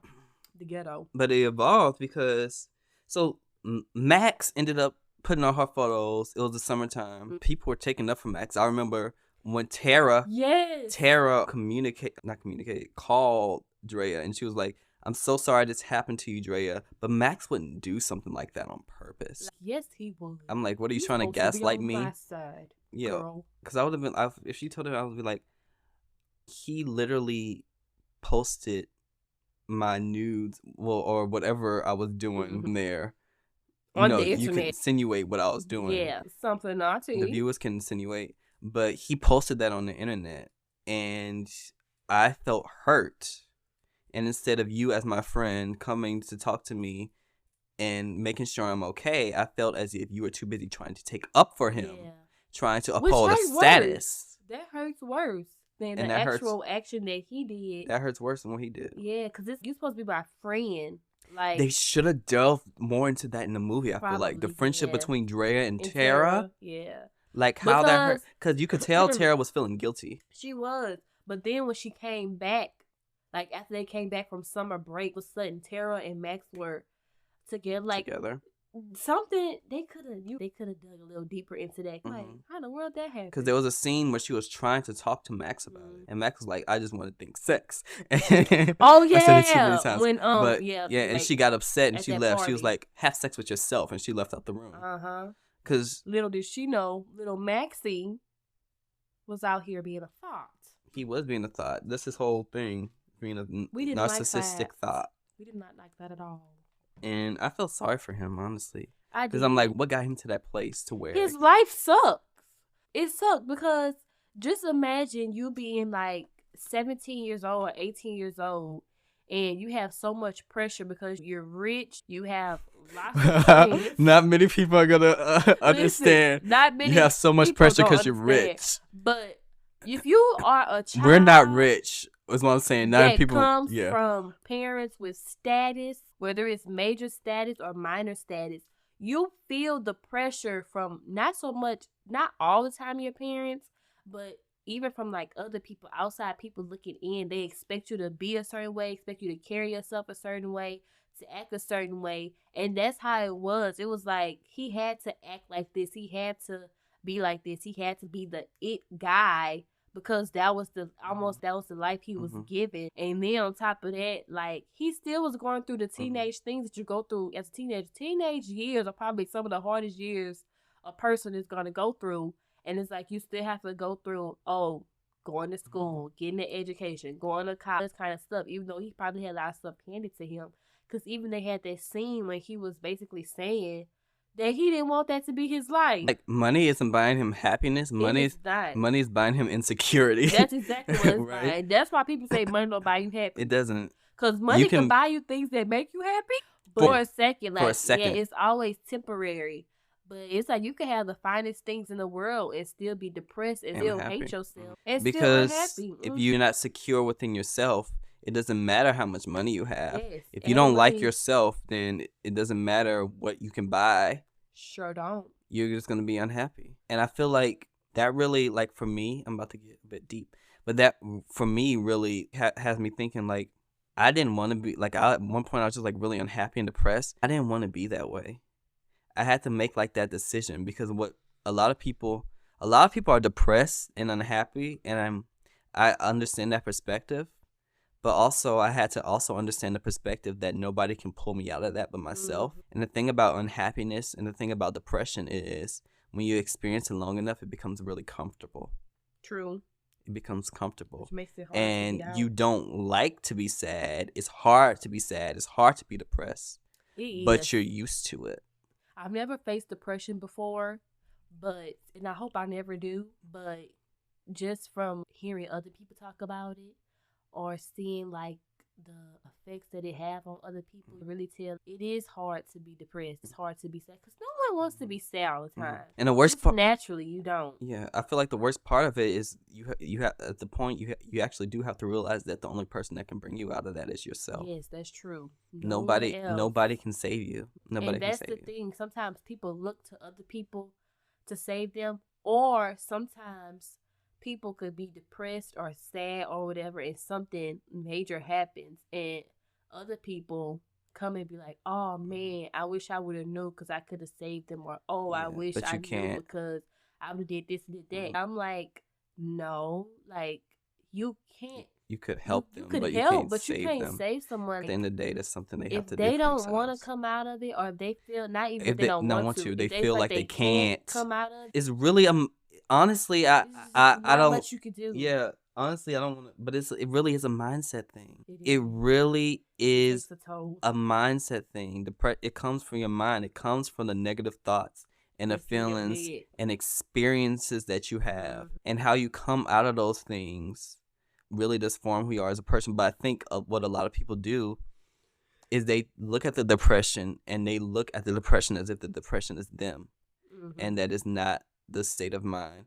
And there are people that have depression is different for everyone. There are people that have like different states of depression. There are people that have clinical depression and things like that. And you have to, but on all those fields, the one commonality that I realized that people with depression have is that at one point you really do, if you want to be better, you have to like really, and it looks different for everybody, and it's different stages of pushing yourself to be better. Yeah. And I don't want to say pushing because it seems like you're forcing yourself to do it. Some areas and aspects Sometimes you do have to. Yeah. You do have to force yourself, but hey everybody, this is editing Kaiser, and I just want to clarify something. When I'm talking about depression in this sense, I'm talking about for some people. I don't want to speak for all people who have depression, because I know that some people are just like, just get better, or just experience your emotions. I feel like that's similar to blaming the victim. I remember I said something similar to someone like that once. I was upset at them and was speaking to them from a place of anger, guilt, and shame. But I don't think it's really ever okay to do that, especially because depression looks different for everybody. Like me, I can speak from my experience in that way. But yeah, it's different for everybody. Don't ever do that. That's not a good thing to do. That's not okay. And if you've ever done that, I would apologize, honestly, truly. And I do think that does, for some people, come from a place of wanting to help others. But I think it's important to note that people with depression are going through an experience that not everybody goes through. And you just have to be more aware of what you say to people in general. And the person that I told that to called me out on it. And I'm very grateful. And I hope that they're doing okay, truly, because that really made me think. And I just want everyone to make sure that when you speak to people, you try to take into consideration what they're going through. You won't always be able to hit the mark on it. And there are times where you feel like you get bothered with your past, but know that you aren't your past, and know that the person that you were back then isn't the same person that you are now. The person you were 5 minutes ago isn't the same person that you are now. So just learn from your mistakes and try to take into consideration how others feel when they're going through situations like that. It's the state of just knowing that at some point only I can do this. That is, in some way, even on the Do Revenge movie, is like you could find relation to that, because you remember when the plot twist was exposed and Eleanor was in her room. It was a small scene. She was in her room and she found out that Drea was going to be at the whatever, what that was, a tennis. They went, but it was like she Tennis was camp. almost depressed. She was depressed because of the embarrassment that she experienced as a child or as a young teen. And it was like she faced depression, but her way of coming out of it or coping with it was, I'm going to get back at It the wasn't a person. healthy way. Yeah, it wasn't healthy. Don't do that.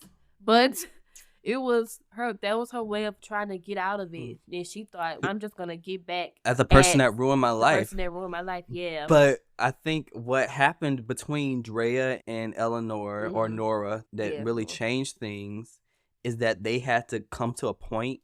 Really, it was at the end of the movie where they said, wait, no, stop. I don't want to do this anymore. Yeah.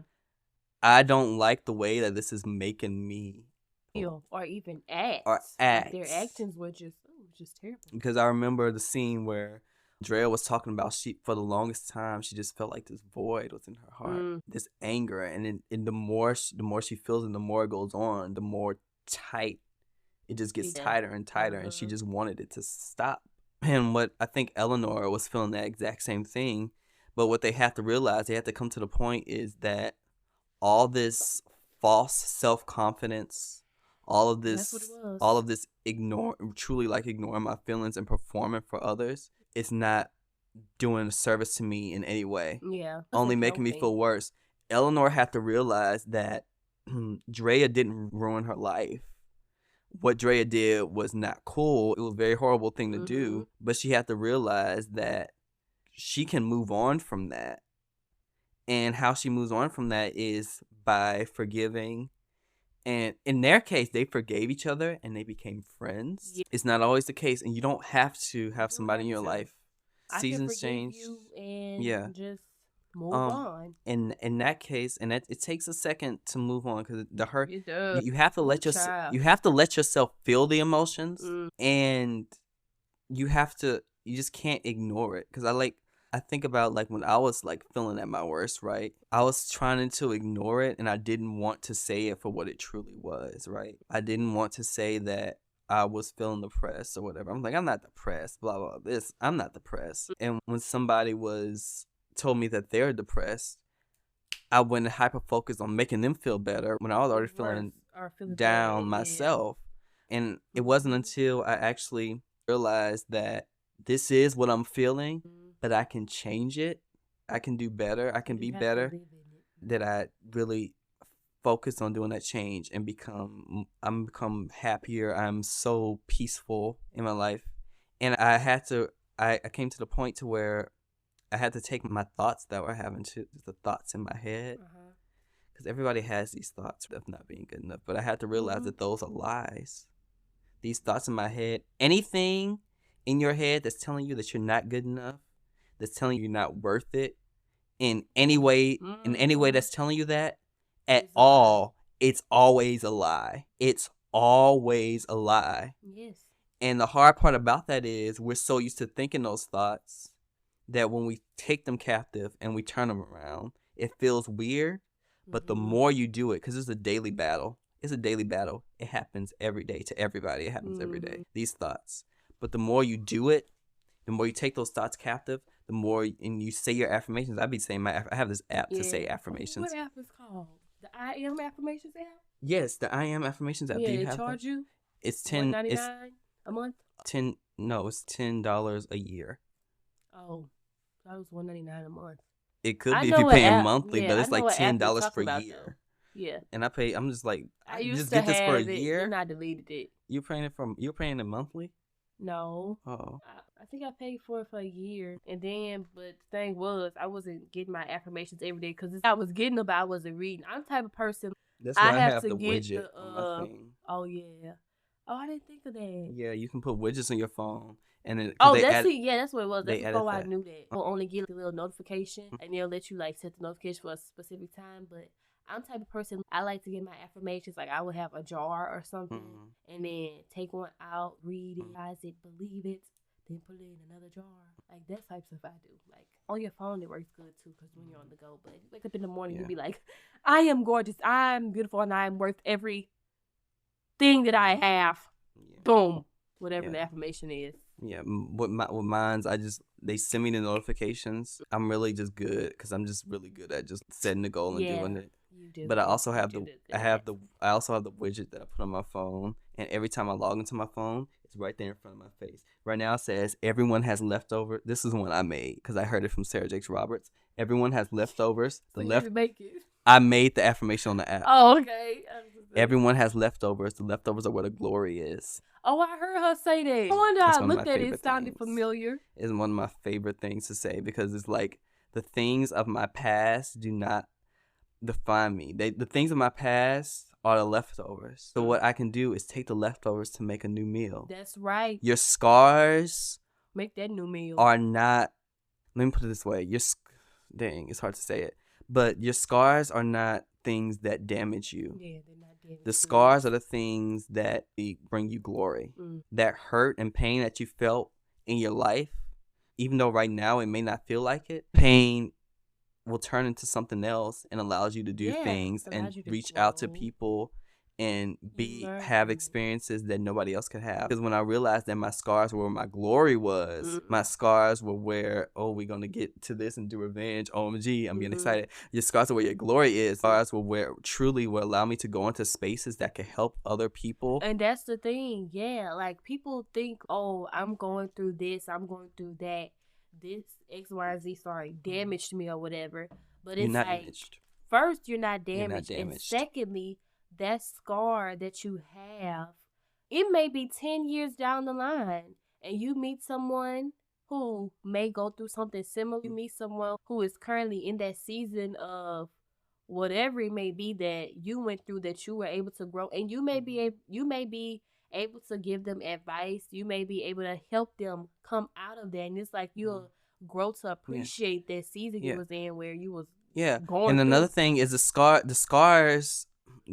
don't damage you. The scars make you a better version of you. Exactly. That's why I like to think of the scars as the leftovers. It's almost because like you're making something. You're making something new. Shedding something out for which yourself. you're taking, because the things that we feel shame and guilt and just like beating ourselves over. I've learned. I'm like, if I feel shame about this, I'm gonna confront it and I'm gonna be like this. Instead of shaming myself for the mistake I made, I'm gonna look at that mistake and I said, but what did I learn from this? Exactly. What can I take away from this, and how can I turn it into a positive? If I hurt somebody, and I feel guilty over it, then I'm like, how did I hurt this person? I can take that.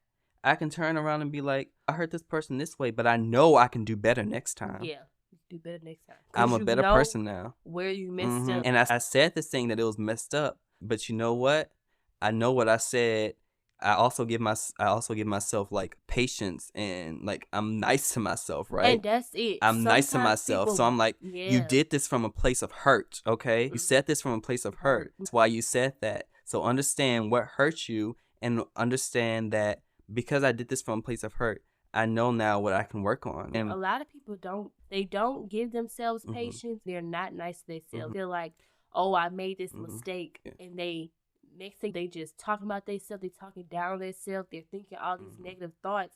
They don't give themselves patience, because sometimes people think, if I made a mistake, they try to hurry and correct it, but really you trying to correct it is really like capping it. You're putting a cap on it, and it's like you're not correcting it. You're making it worse. You're not even giving yourself a chance to grow. What do you mean by trying to correct it? Say, for instance, I did something wrong. I said, say for instance, I said something out of hurt. I said something out of pain. I'm upset, and I just said it to another person. And it's like, instead of allowing myself to grow out of that stage of always talking out of hurt or always talking out of pain, I'm just like, I'm sorry. I won't say it again. I won't be like that again. Like, almost trying to correct it. So you're saying that they're ignoring it? Yeah, it's almost like you ignore. You're trying to say, I'm sorry.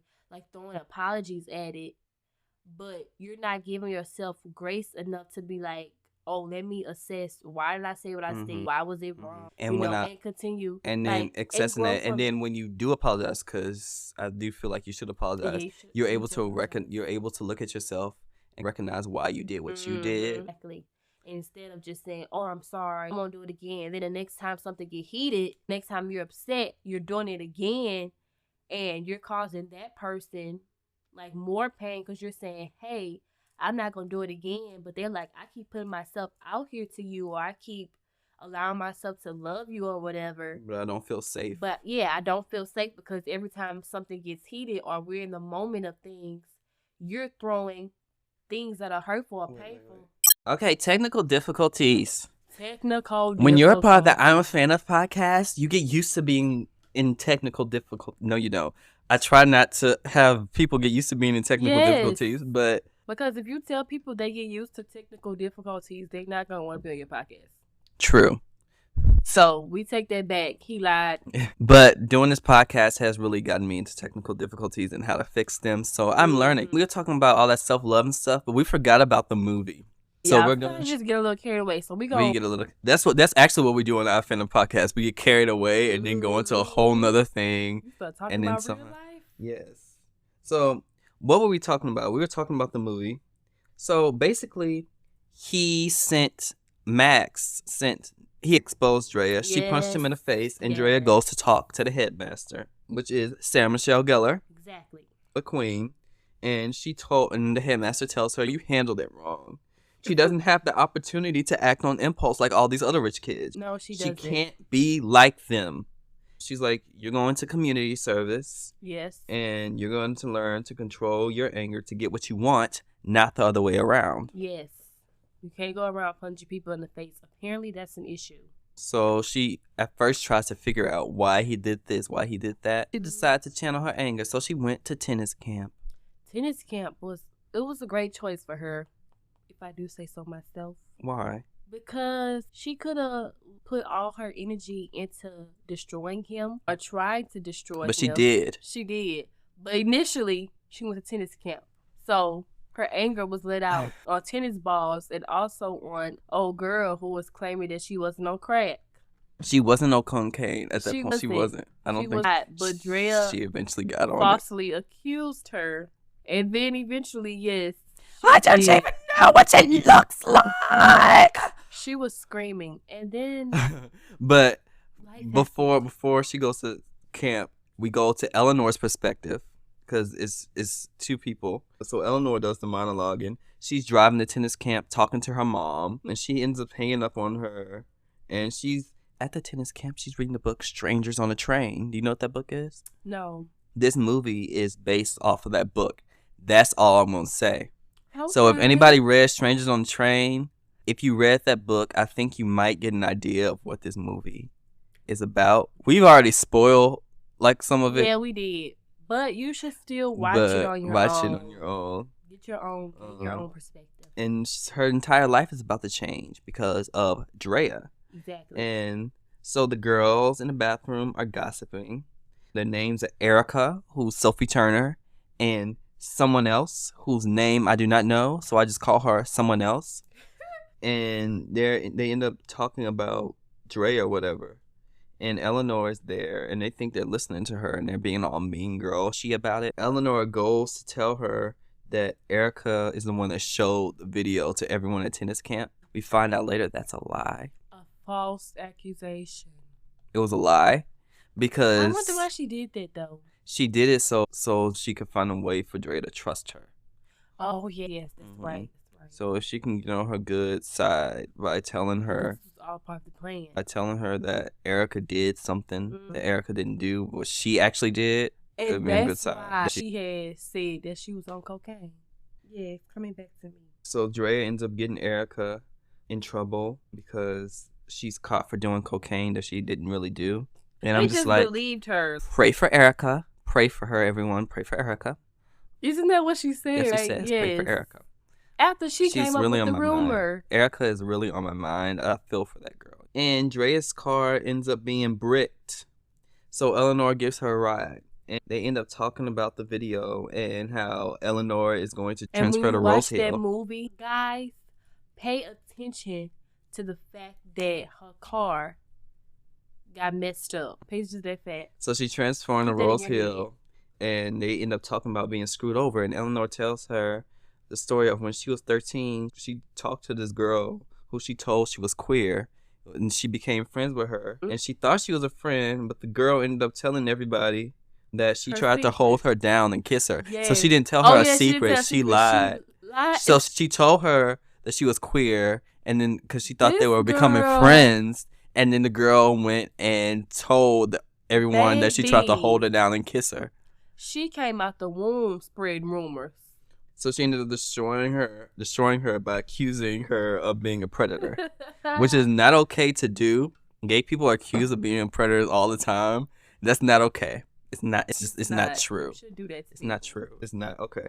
And That's she so goes messed up. she goes to their school and she tells Drea that it's Carissa. And Drea's, you mean the crunchy granola lesbian? Should have knew then. I was like, Look how she described her. yes. So she was like, you were outed by your own team? That has to hurt. And then they end up doing primal screams to let out their anger. Yes. So- Which actually helps. Sometimes you just gotta scream.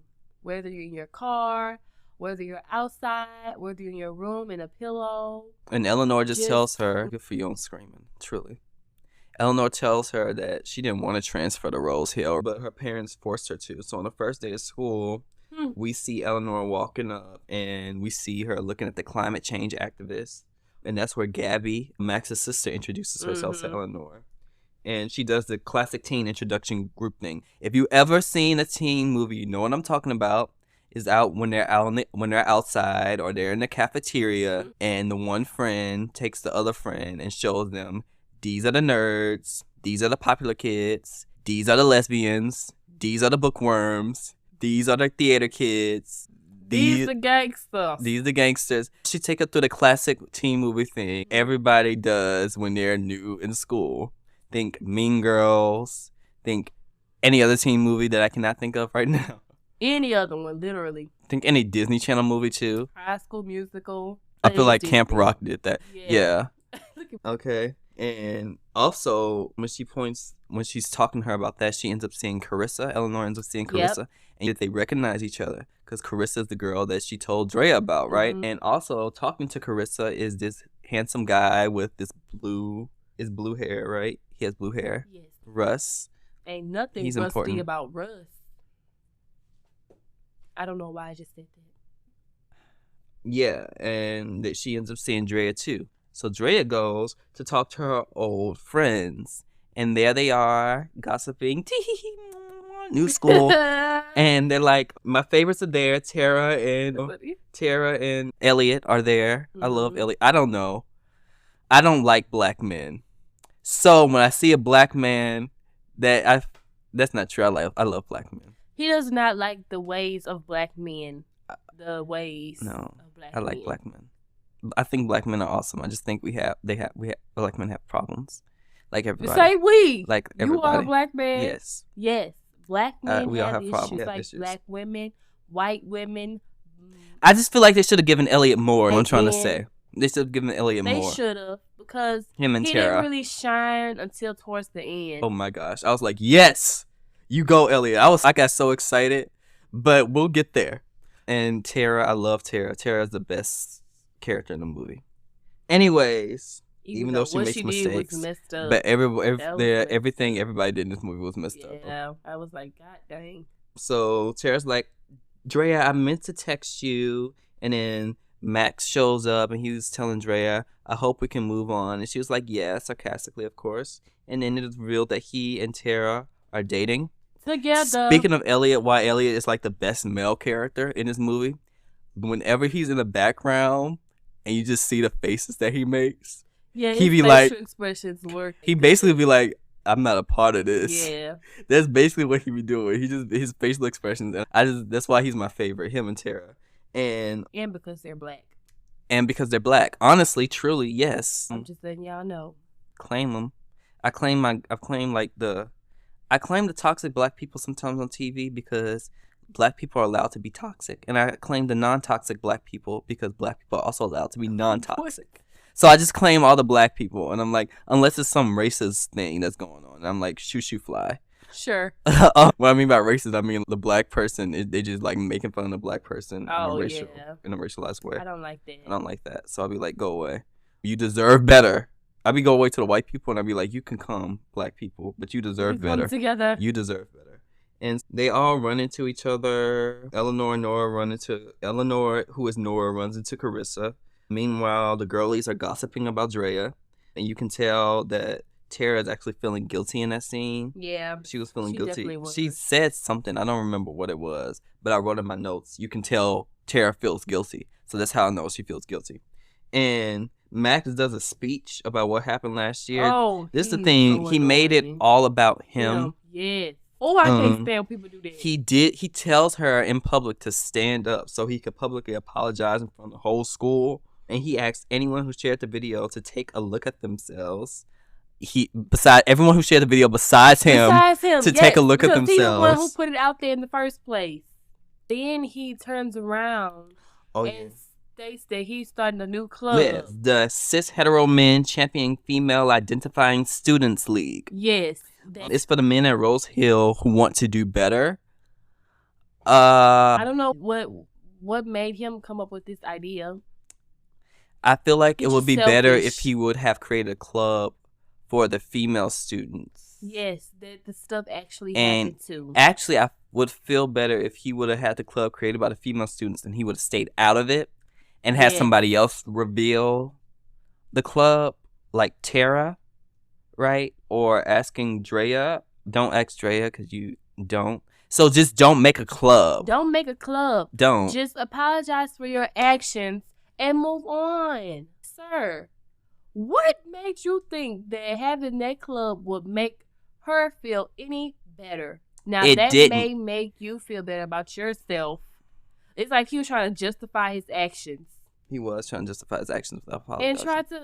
And I'm like, And so Drea ended up being embarrassed and leaving. And Eleanor goes to check up on her. And Eleanor was like, I wish we had some sort of high school hitman that could just get these people to like... The tea is real. Yeah. And Drea's like, gets the idea that they should do each other's revenge. Yes. And Eleanor's, no, I And can't that's where do it come from. the title. movie. And Eleanor's like, I can't do revenge. And like, sure. And no one... Sure you can't. But Drea's like, no one can connect us to each other. Yeah. With my brains and your blank slate, we could team up. And so that's what they do. And then my favorite, the other scene that always comes in teen movies is the makeover scene. Yes. Ever seen a teen movie? Inevitable. There's a makeover scene. It's inevitable. She's All That, Surrounds on makeovers. Mean Girls, also makeovers. What else does makeovers? Every High teen School movie. Musical. I don't know why High School Musical keep coming to my It head does, about this movie, but yes, it's every Hannah teen Montana movie. isn't Hannah even a Montana. teen movie, but it's Oh my about. God, But yes. she's always making over because she has to pretend to be someone she's not. Like, Just like Eleanor had to. yeah, anything about surrounding teens, especially in movies, has a makeover scene. And to be fair, makeover scenes are my favorite scenes in teen movies. They're fun. They're fun to watch. It just goes to show that people will literally try to make themselves into someone else just to fit in. Yes. That's sad. That is sad. But also stylish clothes. So I have to pick and choose which one I like better when watching these teen movies. Or movies in general. Like rom-coms in general. Do I like that they change clothes better? Or should I really be thinking about the psychological aspects of why they did what they did? Because a lot of times in these teen makeover movies, they treat them having a makeover as them being better than what they used to be. Like saying you being a nerd is bad, or you being yourself isn't good. Or they'd be like, you are yourself at the end of the film, but guess what? You're prettier now. That's terrible. And I feel like teen movies, this does a good job of like taking that trope and turning it on its head, because they use revenge as the reason as to why she gets a makeover. They're not doing it to change her. They're doing it to get her to fit into a group on purpose. On purpose. On purpose to get the revenge. She's not doing She's it not to changed- fit in. Yeah, she's not doing it to fit by in. herself. She Yeah. has a reason as to why She has a reason as to why she's doing it. it. It's empowering in that way, even Yeah. though it's a little evil. Just a little. You can be evil and empowering at the same time, just as you can be good and empowering at the same time. Now, I would rather good, I would rather good too. but Don't be the going out best here doing evil characters things. are usually like the evil characters. It's like I was saying, Eleanor gets a makeover. You know, don't be evil, but she gets a makeover like all teen movies. And I like to say lipstick, high heels, hairstyles. That's what she gets. If you ever heard SNSD, it's like when I say lipstick, you say check. I say high heels, you say check. And I say hairstyles, you say check, How do check. I say check? Check. Check. High heels, Check. hairstyles, Check, check. check, check. Check, check. Okay. Okay, and then the makeover scene, and she's scared, but Drea says narcissists are too busy thinking about themselves to realize that they are being played. All she has to do is walk in front of him to get his attention. And that's what she does. And Definitely what she does. she gets his attention. Meanwhile, Drea, on the other hand, is at the farm trying to become friends with Carissa, who she once called a human Birkenstock. And she tells her to talk to Ross and that she doesn't like butt kissing. Russ. I put Ross. Carissa tells Drea to talk to Russ because she don't like to do all that butt kissing. She's not a big fan of of Drea at all. And Eleanor is, on the other hand, while she has Max's attention, she's worried what to say. And Drea tells her, cool, and only say it 3 times. And Drea finds out that Carissa, meanwhile, is cooking at the ring ceremony. And she has a greenhouse where she has crops from all over the world. Yes, quote unquote. And they're crops. They're really crops. They are really crops. And Max invites Eleanor to his party, and Eleanor is okay, and they're like all happy. They do the giddy friendship dance. But Eleanor, she's worried, right? Because she's never worn a swimsuit before. And Dre's like, man, that girl must have really messed you up after doing all that lying, right? And she's also way out of her comfort zone at this point. She also has an emotional support bearded dragon called Oscar Award winner Olivia Colman. Yes. OAWOC for short. That's the whole name. OWAC. And yeah, so they do that. Drea's old friends are actually pretty inviting to Eleanor. They like are. Max invites They were very Max. Yeah, they're like Max introduces her, and they're like, Eleanor, yes, come sit with us. And meanwhile, Russ goes to talk to Drea, and they flirt a bit, right? And she knew they were gonna be there, and she finds the keys to the greenhouse. By they, I mean her and Carissa. Yeah. I mean him, like Russ and Carissa, because she went to the beach. She knew they were gonna be there, and she ends up stealing the keys to the greenhouse from Carissa. And Eleanor ends up flirting not only with Max but his sister too. Yes, at the party, Gabby. I'm like cute, but like she's raiding their house because she was like in a fridge or something. I forgot. She was like raiding their house.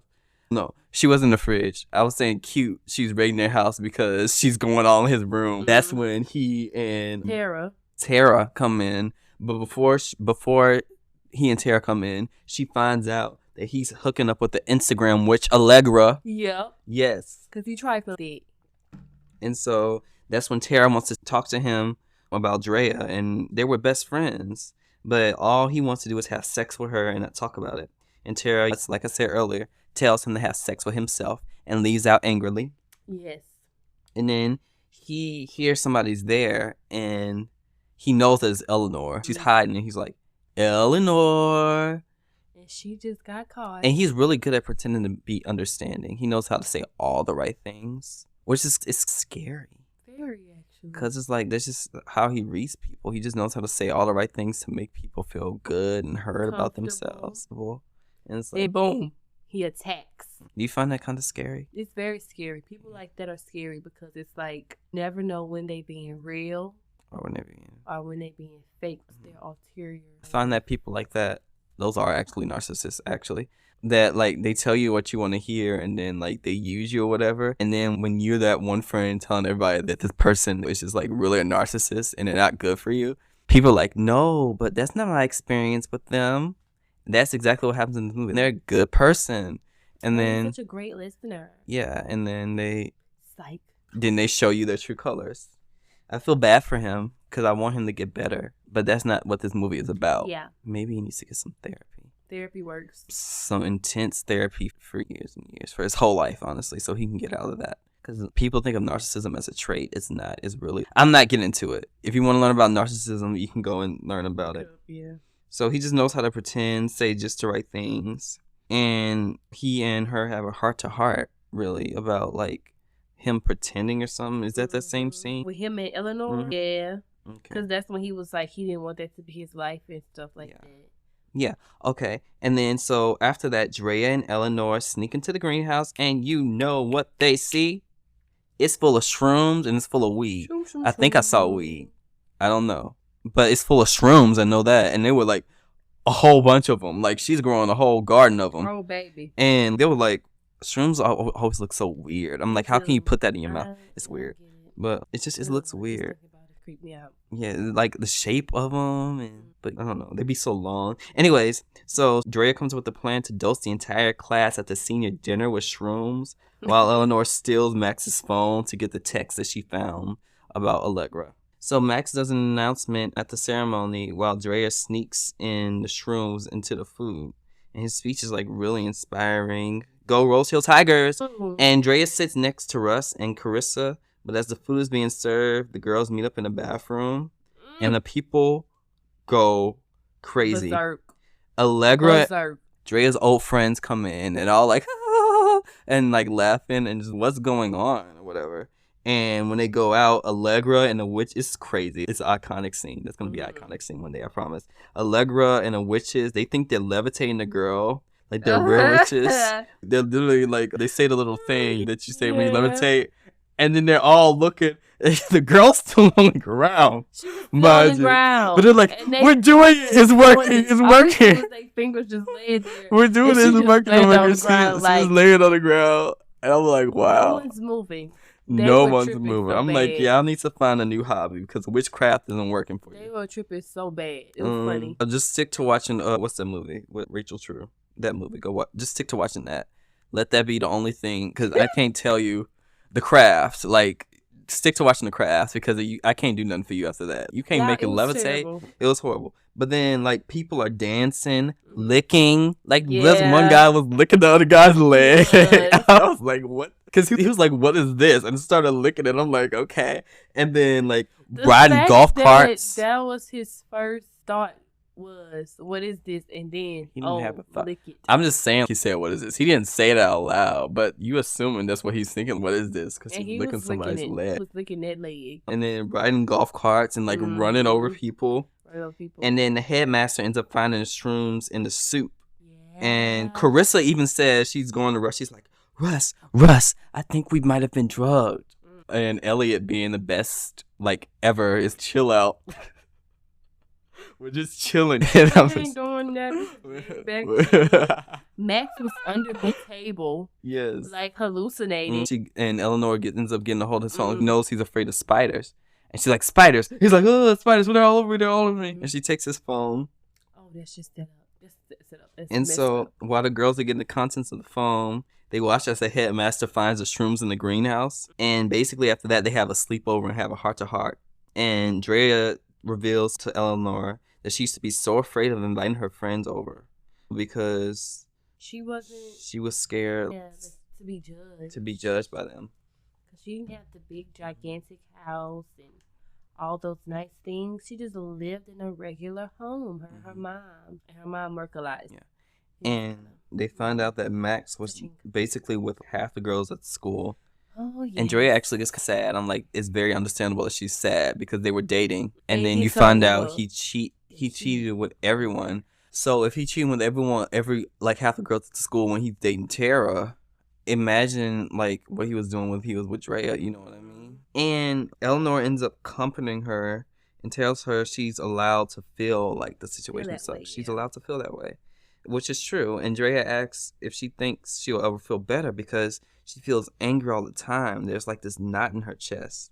And the Max stuff made it worse, but it's always been there. Every day it gets tighter and stronger, and she feels like it's getting stronger and that it hurts to exist. She just wants to feel normal again. And she's like, Eleanor, I like you. You're just like me. She's like, I am. And you're like, huh? At first, and then you like, when you realize what she means by that, at first you think, yeah, I am because I'm doing the revenge like you. But it's like, I am because I'm doing the revenge like you. Like you, yeah. First, honestly. Okay, and Tara and Megan ended up being on air on TV the next day talking about Max and his accidental feminism in their school magazine, The Thorn. And this also hurts Drea, so she leaves the school and runs into Russ, and they decide to ditch together. And he takes her to his warehouse that his dad gave him. I'm like, these rich people getting warehouses and everything. I said, I wish. Give me a warehouse. And he's an artist. Go figure. He's in a warehouse. And after his parents got a divorce, he was quite angry because he felt that he was caught between the whole thing. As most kids do when the parents divorce. So throwing paint helped him channel his rage. And it's helped him, especially since Carissa got expelled. And she just doesn't mention anything. She does not mention that. She got Carissa expelled.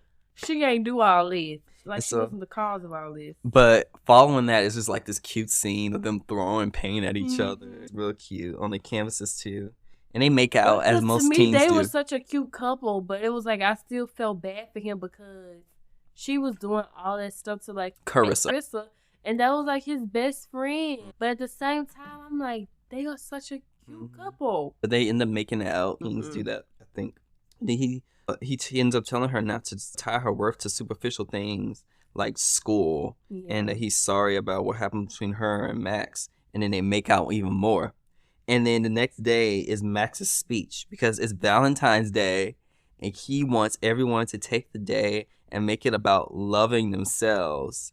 That's when Eleanor sends the text and the whole school is like revealing Max's true nature, and the most iconic scene of this movie plays. It's just like, I'm shocked. This is shocking news. Shocking.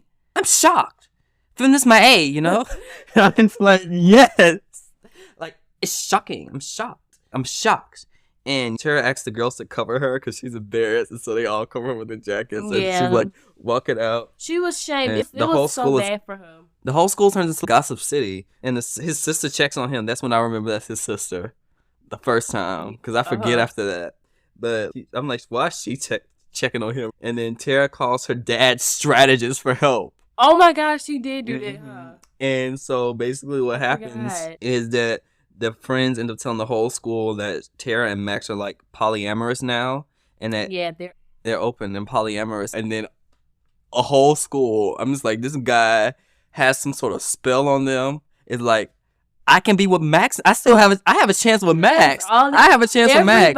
Everybody. Literally everybody. Girls, guys, Boys, the whole didn't school. matter. I said, whoa, hold up. Like, what is it about this boy? Yes. Who even is he? Is he like the richest kid in school? It must be. That's probably what it was. Because I'm like, they're like, I have a chance with Max. I'm like, no, you don't. And they were like in groups, like discussing it. I'm like, no. I'm like, is he literally hooking up with the entire school? He probably was. Like, he probably took it. But then that's like the biggest open secret. Then why would people be so shocked and stuff? Yeah, I don't know. Like, why were they shocked? Because he was hooking up with a lot of people. Yeah, but maybe it was shocking because I'm just like, what I mean is like these kids, I'm like, y'all need to gain some self-respect for yourselves.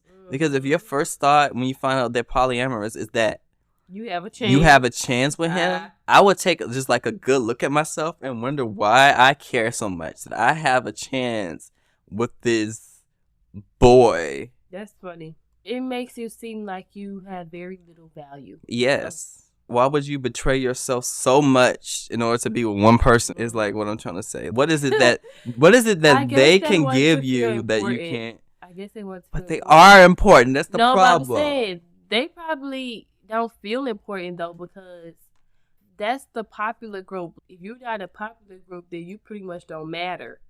Basically, it's what they're saying. And so when they get the one guy who's like the most popular guy of the school, they're thinking, oh, this is my chance to be important. It's a lie. You are important. You matter. You're valuable. I love you. So anyways, the headmaster, so the plan is backfired. And so the headmaster calls Drea to the office, and she's trimming her bonsai. That's when you know she's really vexed. She's quite vexed because she's just trimming her bonsai, and she hardly has any left. You know why she's quite vexed? And Drea's like, uh-oh, she knows that I drugged the entire school. Or that I sent out a mass text message to the entire school that Max is like sleeping with everyone. And that's not why she's called. It's because Yale rejected her due to her grade slipping. And she has no extracurriculars. And she assaulted Max. Yeah. And so it's because she's ended up being too like distracted by the revenge. Because of this, she's like, Max did this. Max did this. And I'm like, no, Max did that. You did all this. No offense. She was blaming it she all was on blaming Max. it all on Max. She should have took a look at herself. That's the thing that she learned. Long, hard stare. I feel like she was doing both. She was blaming Max and she was blaming herself. Because if she wasn't blaming herself, she wouldn't have asked why he did this. Yeah. She would have, because that's natural to ask. If somebody do that, why would you do this to me? Yeah. That's very natural to do. But I think instead, she pins the problem on Max because she doesn't like want to. I don't know, look at the entire situation and look like there's something in herself that she had to look at it. Because if she really wanted revenge, I feel like the best revenge is just like being like yourself and living the best successful life ever. Like Beyonce said, let's revenge is your paper. Yes. Because you end up doing it for yourself. And Eleanor tries to comfort her, but she's only thinking about herself. She's like, don't touch me. And it's all quite sad. Andrea wants to take them all down. So since Eleanor got into an Ivy, she tells her about this huge party. And the other girls tell her about the huge admissions party. Cell phones are not allowed. It's a party that goes from sun up to sundown. And she needs her to get in there. And Drea snapped. She snapped. She's out of it now. And Eleanor's phone, she asks Drea, does she want to hang out on her birthday? Yeah. She forgets all about it. But she ends up still blowing up her phone, not caring that's her birthday. And so she and Gabby end up spending their birthday together and end up kissing. And I was like, I guess Max doesn't have a chance. Thank the Lord. He didn't deserve a chance. He didn't deserve a chance at He all. Not one chance. I'm so glad that she didn't fall for Max like that, because I'm just like, oof. That would have been very dumb. Yeah. And so Eleanor comes home to find out that everyone threw a surprise party for her. Because at first she thought it was Drea. She was Drea, you know what I mean? But no, it's all of Drea's old friends. Because they remembered her birthday, but Drea didn't remember her birthday. She did not remember. And Drea is in her room, like, texting, what's going on with you? Oh, she was texting her so many messages. Oh my gosh. I was I'm like, girl. whoa. Like, it was like blowing up. Back to back. She was literally blowing up her phone. Yeah. And like, I'm like, they're not for no reason. To you that it's her birthday. It's her birthday. And I get it. You want your revenge, but You come shouldn't on. put that over your friendship. Like, no one deserves that. Yeah, she was just blowing up her phone. And it was stuff all about her. See, I did that once. I blew up somebody's phone like that. But, yeah, man. I blew up someone's phone like that. But I did that. I'm just going to reveal this part of myself that I blew up somebody's phone because I was angry at them. Because they said something that I was insecure about. And then I felt like I had to defend myself.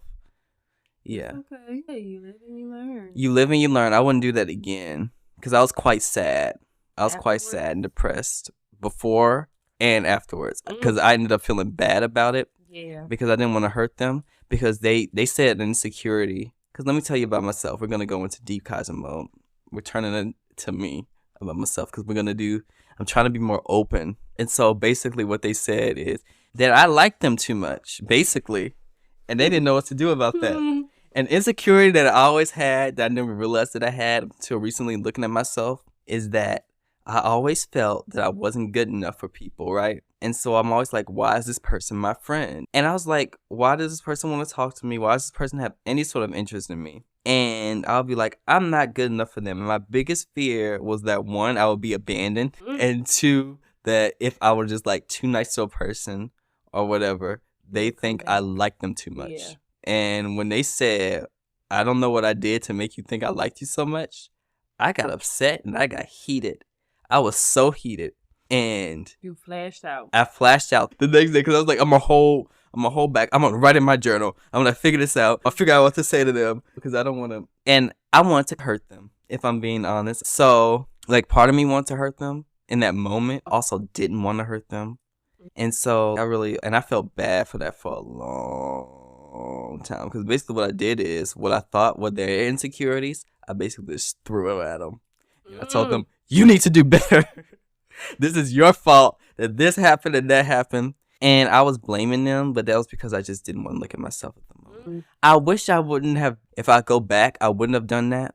But after doing what I did, it ended up sending me on a journey to loving myself and being a better person. And there's a part of me that wishes I did reach out to them and send an email to apologize. Not an apology email. I did. Well, they blocked me.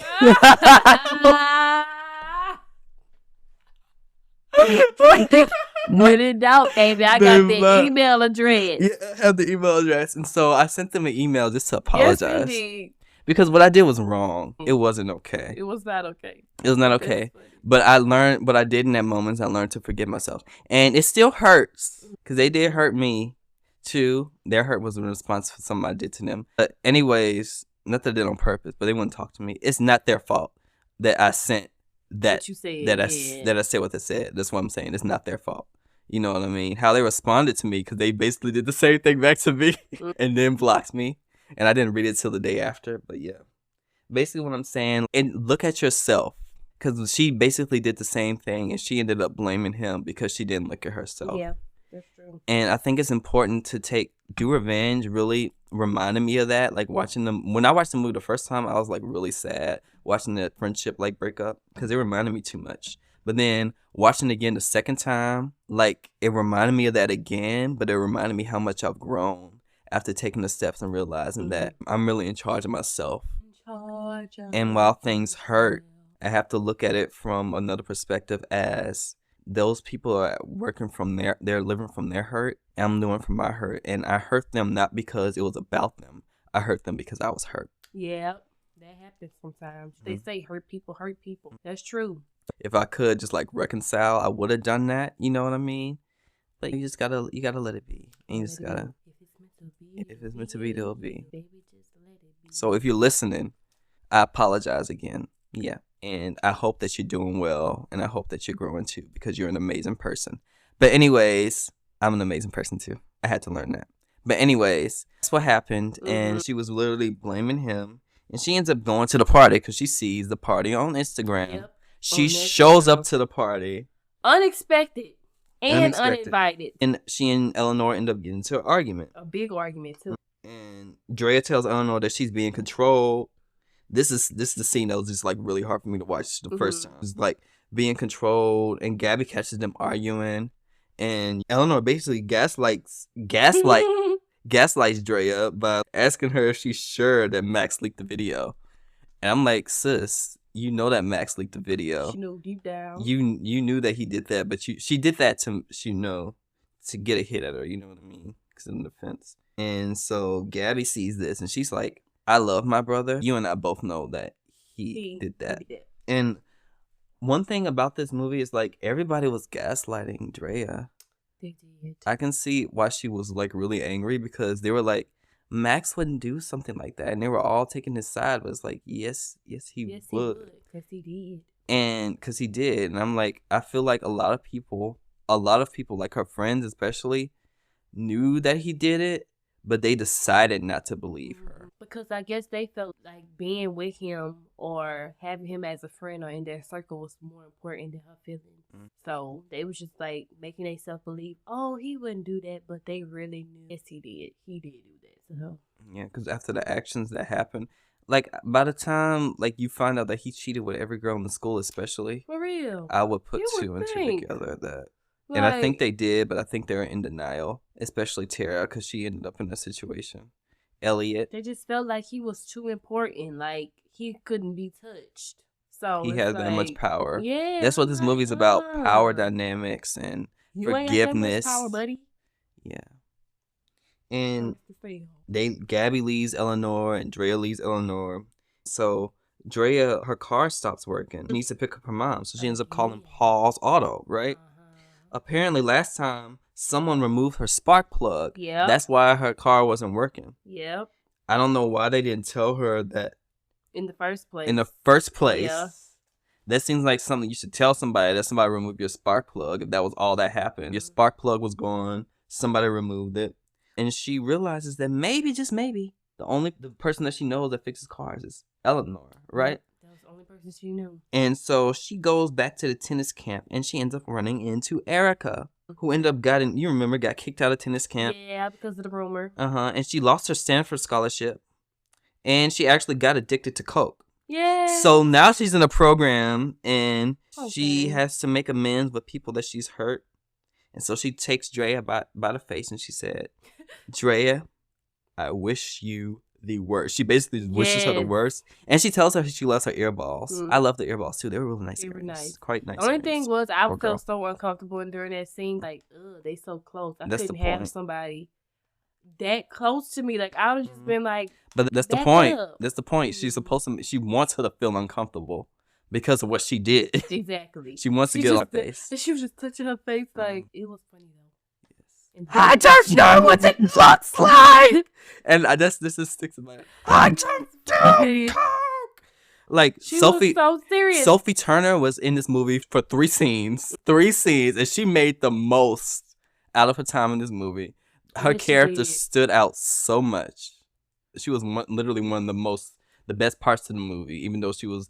And that's saying a lot because I really like this movie. Yeah, this movie was really good. Yeah. And Rhea goes to visit, to talk to Carissa and Erica. She ends up painting a very big picture of Drea, Drea. fire. And It was so mean. it was so funny. She was looking at her so intensely while she was doing it too. And I was like, yes, sis, yes. And She stayed up with him. she tells her, Carissa ends up telling Drea that she and Eleanor were girlfriends. Yeah. But that Drea asked her about starting a rumor, and she was like, Drea, you started a rumor, not me. I didn't do that. You did that. You're the one who started the rumor. And she was like, don't you remember Nora? And then she was like, yeah. And she was like, wait, nosy Nora? I'm like, yes, sis. Wait, how could you not you were so caught up in your own self and getting revenge, Eleanor, caught up in other people, Nora. that you didn't put it together that the girl who told the rumor was you. Yes, you basically, quote unquote, destroyed her. And you didn't even know. I'm like, it didn't even register to you. And it was the same rumor and everything. And I'm like, wait, only one person told that rumor. And Carissa wasn't the one who told the rumor, so who else could it be? You. It was you. I'm like, girl. And then it all put together. She was like, she was the one who sent the video to the tennis camp. She's the one that took the spark plug. Uh-huh. And then that's when she goes back home and she runs into Eleanor. And yes, Eleanor was up in her house. Because Eleanor realized that was creepy. Eleanor thought that they were becoming friends. And she was thinking, you know what, we're friends now. Like, I can let all this go. Yeah. And then she just realized that after the birthday party, that Dre was just the same mean 13-year-old girl that she met at the summer camp. And so when Dre is at the house, she tells her that she had the upper hand the entire time. Like she said, narcissists are too busy focused on themselves to realize that they're being played. Carissa ended up jumping back in the closet when Nora needed her most, and she felt betrayed by that, right? Mm-hmm. It does show you that rumors aren't harmless comments. Yeah. The things that you say to people, harmful. The things that happen in your formative years are the things that affect you for your entire life. Because when those things happen to you, you develop coping mechanisms that might not be healthy. And the hardest thing in life when it comes to those things is not learning those things, it's unlearning them. Because when you learn them, it's easy to keep them. Because you have them for such a long time. When you unlearn them, it takes even longer. That's true. Like when we were saying, we're talking about how people have the coping mechanism earlier of cutting people off and giving the silent treatment. Mm-hmm. But when you do it for so long, you get used to it. And it's hard to unlearn that. Because it's scary to actually go and say your feelings. Because when you do, and face your feelings. Because when you have to face them, like you really have to be uncomfortable and do the most discomforting thing. It is uncomfortable facing your feelings. It's so uncomfortable. It's so easy to run and hide. That's why it's so easy for people to ghost people. It's so easy for people to give silent treatment. It's so easy for people to if they feel attacked, to attack back. Because if I'm doing this, if I ghost you, that means I don't gotta talk it out. I don't have to talk to you. I don't have to deal with what I'm feeling with. Same thing with silent treatment. Or if I'm attacking you, then if I'm attacking you and we decide to part ways, I still won't have to deal with my feelings. I'll be like, oh, and the thing is, those feelings stay with you and you have this burden on you. And that's why I always say it's good to forgive people at some point in your life. And truly, because when you forgive someone, you're basically telling them you're off the hook. And I know a lot of people don't want people to be off the hook. You want them to suffer. But at the end of the day, half the time, the people that did what they did to you, they don't be suffering. They don't be suffering. Yeah, or you both end up suffering. I feel like that happens more often too. You both end up suffering because the person that did the bad thing to you feels bad. You know what I mean? In my case, when I did that thing to that person, I felt so super bad and I was suffering or whatever. And they ghosted me and they didn't want to talk it out. And I ended up feeling horrible. I've never been ghosted before. Yeah, you've ghosted though. But I've ghosted plenty of people.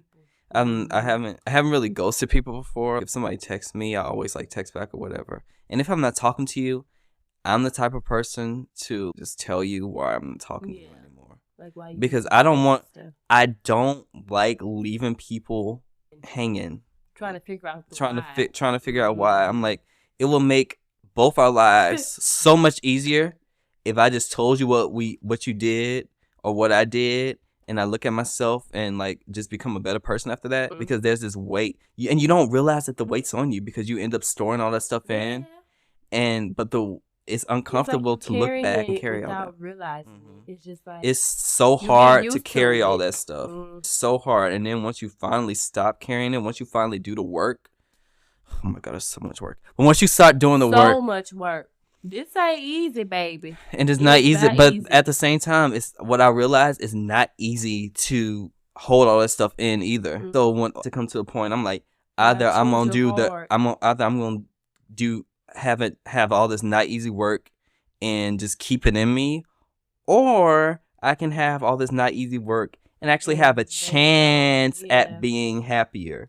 Give it a try, because one is going to give me a chance to be happier, and it's not the one that I'm just keeping all this stuff and hiding from it. So if I even have a slight little chance to maybe just be happier, even if it's uncomfortable, even if it's awkward, even if I have to look at all the nastiest, little dirtiest parts of myself that I tried to hide, that I didn't want to believe about myself, that I felt like I didn't want anyone else to see because I felt like the worst part of that part of me was just the worst part of me. What I have to realize is that in order to accept and love myself, I have to love all parts of myself. I have to love the ugliest things. I have to love the parts of myself that be like, when somebody tries to hurt me wanting to hurt them back, and me actually doing that, I have to love that part of myself and say, I did that, and I forgive myself, and that's okay. And what lesson did I learn from that? And you have to actually look at yourself. You have to look at yourself. And it's just so uncomfortable. But if I have the chance to be happier, if I have the chance to be peaceful, if I have the chance to have this weight be lifted off of me, then I'm going to take the chance. It's worth it, I think. That's why I say I choose your heart. Neither one of them are easy. Both of them are hard. But choose the one that's going to have a result that's beneficial to you. Carrying that weight of just being in denial, never looking at yourself, I feel like that's gonna cause so much harm in life. Yeah. And that's it affects every area of your life. So many opportunities, whether that's friendships, relationships, even like if it's like your career or something. Whatever it is, like it mess up the whole thing because you don't look at yourself and you're not trying to fix what's wrong. And I'm at the point where I'm just like, I would rather be uncomfortable. And it was like the other day when you remember at church where somebody asked me something, I was like, and I just like told a story, but I was like, you know what? I told myself months ago that by the age 30, I'm just going to stop lying for good. And I said, you know what? I'm going to go back and fix that lie. Because I made this promise to myself, and I want to do better. And you're laughing because it's silly, and it was so small. It was the slightest, smallest little thing. But to me, I was like, but it was a lie. To me, it was like, if I do this now, then I'm gonna do it again some other time. I'm gonna keep doing it, and then I'm gonna end up lying to myself, and I'm gonna be in this pattern. I said, I don't want to be in that pattern. I want to, by the age of 30, not be a liar. Not be a liar, okay? What y'all don't want to know is that's gonna benefit all my relationships. It is. And you told me like that's impossible or something like that. You said it was impossible or something. I was like, watch me. Prove me wrong. And I'm like, I'm gonna prove you wrong. It was just so funny because I'm like, wait, what happened? And when you told me, I'm like, why did you lie? Like, I was trying to figure out why did he lie? Because it was uncomfortable. It was uncomfortable and awkward, and I didn't know what to deal with it. But instead of letting myself sit in that uncomfortable, like even the smallest things, instead of letting myself experience that uncomfortability and say, you know what, this is the truth. I was like, no, But I went back and I said, you know what, actually, this is the truth. And it was uncomfortable for a second, but it helped. I felt so better after that. I feel like this weight lifted off me. I feel like it lifted off of me. Just one small little thing. But yeah. And back to our movie, y'all. She ends up like Andrea. You're going to go to the mentions party. You're going to get back good with your friends. And you're going to push them to do the craziest things they ever done. It's going to get leaked. And it's going to track back to your IP address. Trying to attack Drea and the whole friend group. After she was like, you're all gonna go down, so you're gonna get your revenge. Yeah, it was like but I am after too. She felt like they were being real friends with her, like they feel like she was just there to get revenge because of the party they threw her. She then turned around and like, well, you going down, they going down too. Like she's a person of her. Technically, she She's a helped person. you. She's a person of her word, though. Help. She said, "I'm gonna help you get your revenge, Drea." But at the same time, you're gonna help me get my revenge. So they both people they were. I'm getting my revenge on you. You getting your revenge on all your friends. So everybody's going down. I said, "Oh, sis, Win-win. She planned that out. She planned that out." Did. But Drea, I don't want to be a part of this. And then she starts to threaten her mama. And I said, Did. and I said, what? And then she said, by the way, I told Russ what you did to Carissa. And Yes. she lied. She was like, what? And then so she tried to call Russ and she was driving. And she was like, Russ, what I did to Carissa, blah, blah, blah. He was like, Eleanor didn't tell me anything. And she was like, what? And then in the background, you just see Eleanor driving towards her. Yep. And then when there's a car crash. Oh. And so a car crash happened.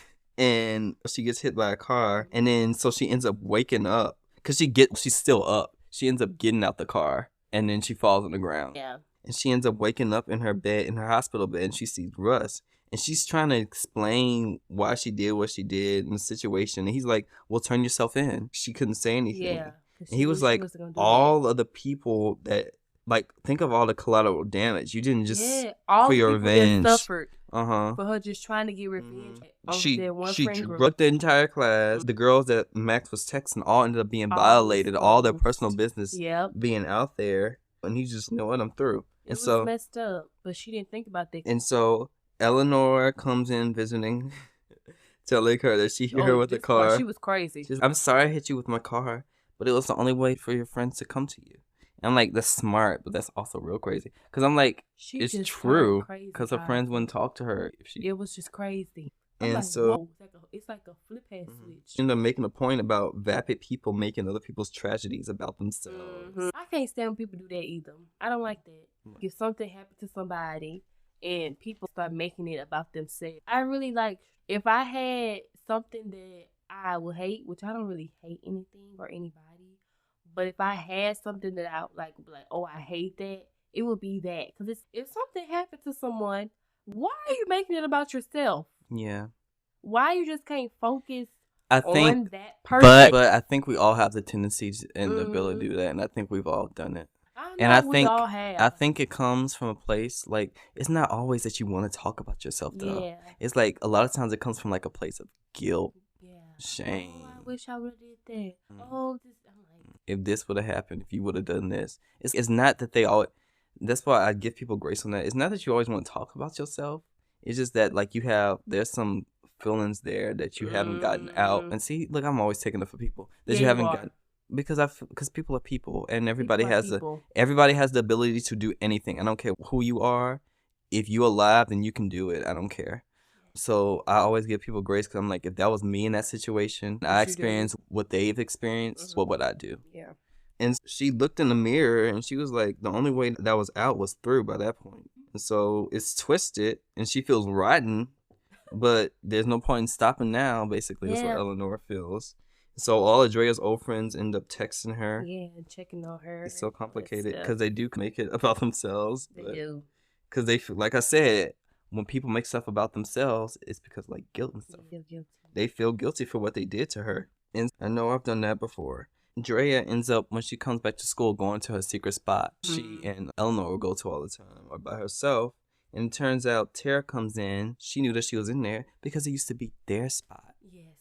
And though this was the sweetest scene, and I wish we had more of just like Tara contemplating her. Because you could tell they wanted Tara to feel guilty and stuff like that. Because she felt bad for what was going on with Drea. You could tell that she really cared about her. And the reason why she didn't go in that spot is because she figured that Drea would have needed it. I think Tara felt trapped in that cycle, and she felt like she didn't have any way out. Yeah. But she's like, Drea, you're out. Like you're out of this. You made it out.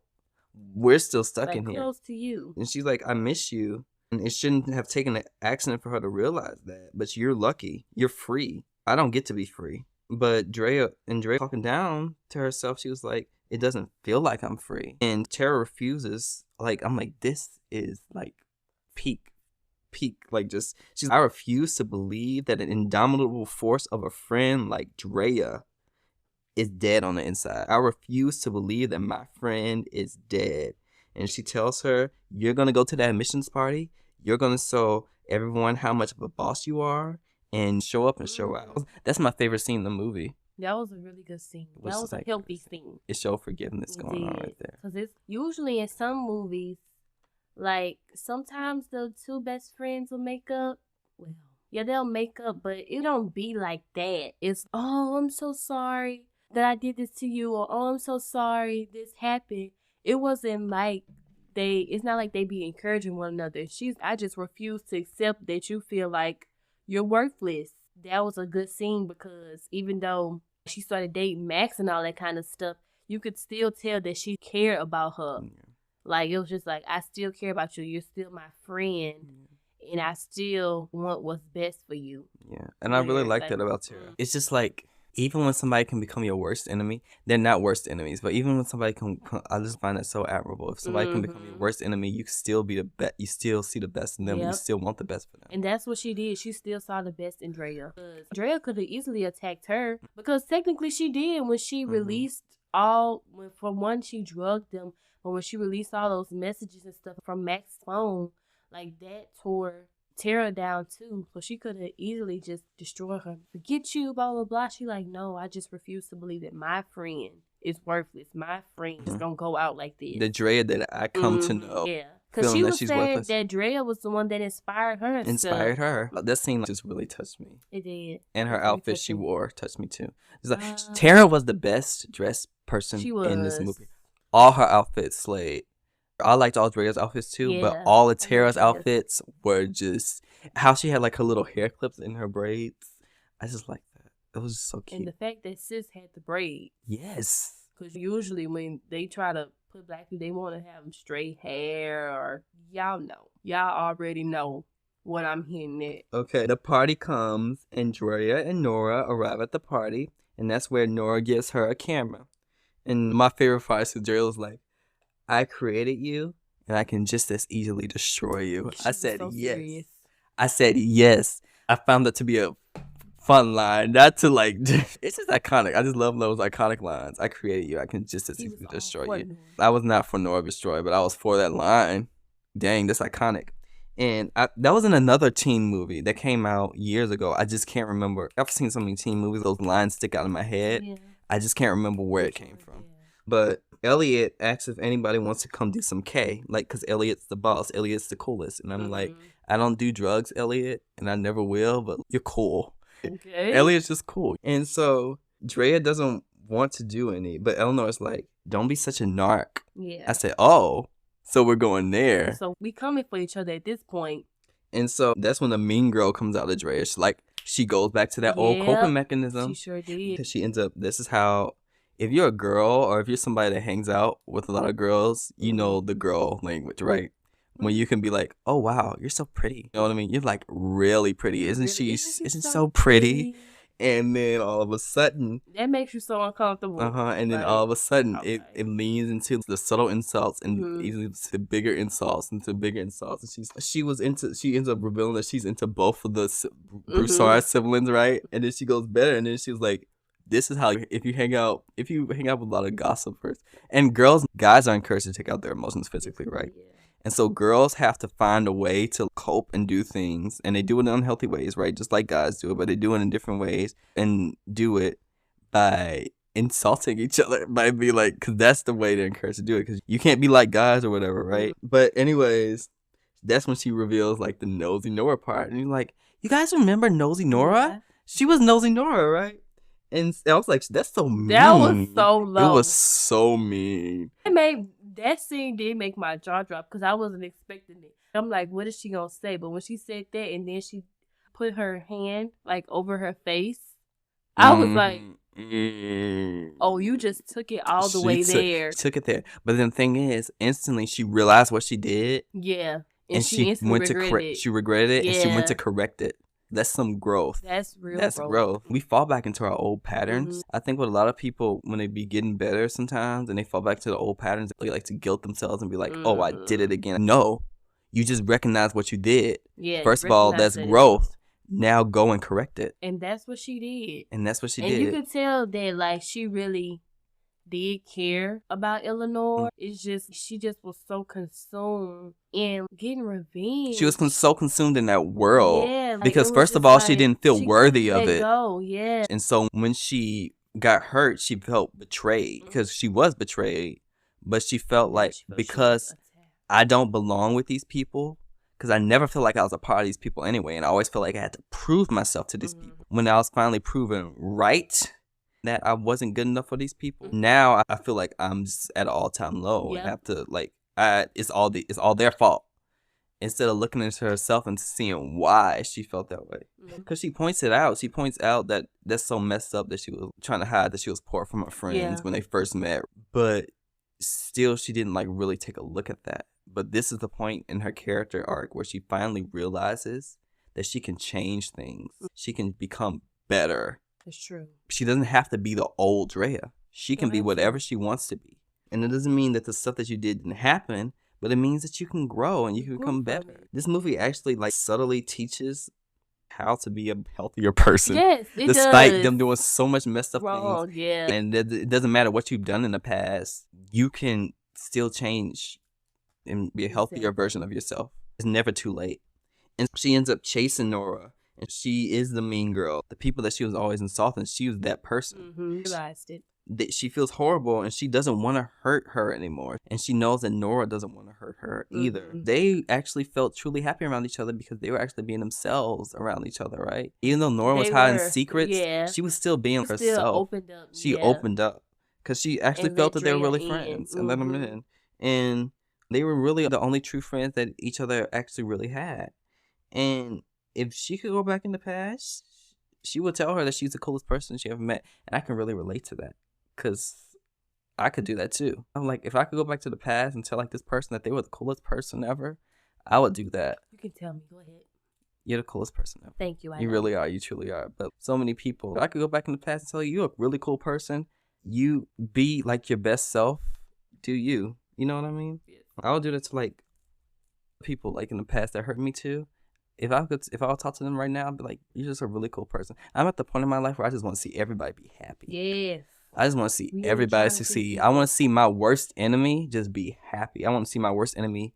I don't even have a worst enemy. Me but either. Like, if I did, I was gonna ask, who was your like, worst enemy? I want to see somebody that really, even if they, like, really truly hate me, just they hate me and they don't want to speak to me ever, I still want you to be happy. Yeah. I'm just like, I feel like everyone deserves to be happy. Everyone deserves to have some type of joy in their life. People don't have to go around just suffering all the time. And you should not get joy from watching other people suffer. Yeah. That's, like, dirty. You need to really look at yourself. If you have joy in watching other people suffer, I don't think that's really joy if you're watching other people suffer. If you're happy. Not joy. But if you're happy watching other people suffer, like, you should really look at yourself. Do what Max said, but actually look at yourself while you're saying that. Yes, because we forget other human beings are human. Yes, they're human. Everybody's they have human. Their Everybody makes mistakes. Everybody lives life. Everybody has troubles. Everybody has trauma. Everybody. So like just give forgiveness from something. It's not people just everything just comes like from this, nobody is just like, mean or evil. Yeah, it comes from something. Don't just develop stuff and just be like, oh, I'm like this just because this is where I was born or this is just no. It came from something. It came from something. Personality traits, all of it comes from something. No matter what it is. Exactly. And everybody has hard times. And I don't care where you're from, what you do. You've experienced hard times. And something has caused you to develop some unhealthy trait. Like really look at yourself and say that. And so Max ends up overhearing what they're talking about. And then he does the slow clap. The villains. Right. Yes. Sir. You ain't gotta be like, that extra. You're not that iconic to make the slow clap work. Not. You're not. Try again. Find something else. Do a snap or something. And snap too sassy for you. He's like this bland white guy. So I don't know what he can do. Just walk. Just walk. Yeah. You're not iconic enough. And so this movie really made me look at myself. Because it's really therapeutic. That's what I put in my notes. But Max knows all their secrets. All of them. And he's like, I'm going to annihilate both of you. Oh, he was so serious. I was like, he meant it. He is a narcissist. And he says no one would even think that Drea would matter without him. And he was like, you didn't even thank me or whatever. I said, what? Does she owe? Nobody owes you anything. Nobody. I don't care who it is. I don't care how much they hurt you. Nobody owes you anything, first of all. So she don't owe you anything. And then I told somebody they owe me once, but I said that to make them mad.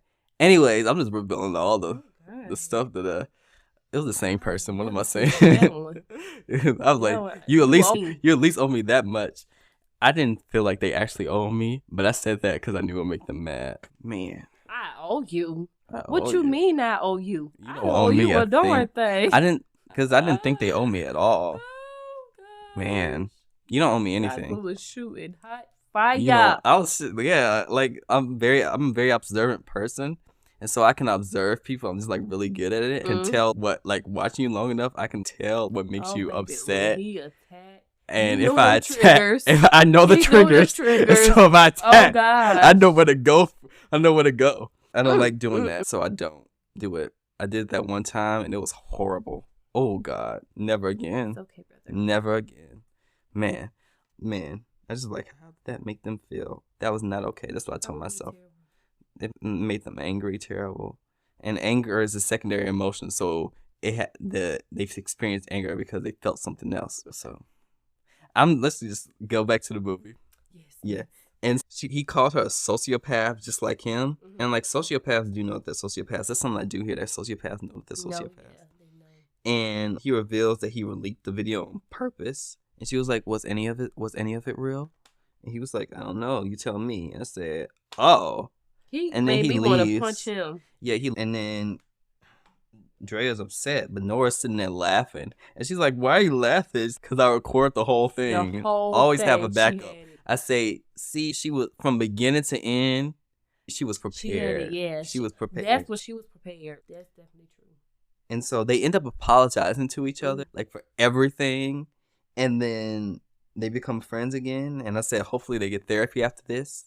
They need something. Because I want them to actually have a good, strong friendship. Because they do really have that when some people are just meant to be friends, or they just clicks. Because sometimes you can click with people, but it don't last. You can tell when it could. Yeah. It only be like for a little while. You can tell when people are, those two, like Drea and... Those grow old together friends. Willing to do the work. Yeah. That's what I'm trying to say. They're willing to do the work type of friends. Like, even if we, like, drift apart and we don't talk to each other for a while, we'll still be friends. If I don't talk to you for 5 years, we still gonna connect somehow. I just feel like that's the friendship that I like friendship.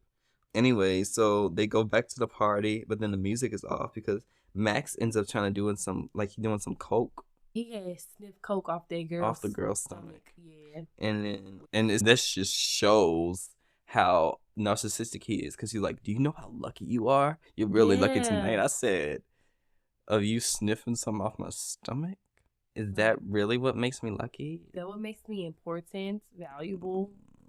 Maybe we should look at that. I mean, like, Max, sweetie, let's talk about that for a second. And so it turns out that and they end up revealing to everyone in the party. Everyone. And then everybody turns on Max. And mind you, this was like the admissions party, so people, like, everybody was there. Literally everybody. And he kept on trying to, like, tell them, like, after everything was exposed, he like, this is not true. That's why he was trying to get them to turn the music back on and stuff. Everybody turned on him. I said but that was my thing too. I was like, it took this much for y'all to just that little smidge of a much. It took that much for y'all to finally but they learned. And Elliot, this was my favorite scene with Elliot, where he was like backed up off and said, oh, he was serious. I said, whoa. And then that's gangster. Yeah, that's when he became like my favorite.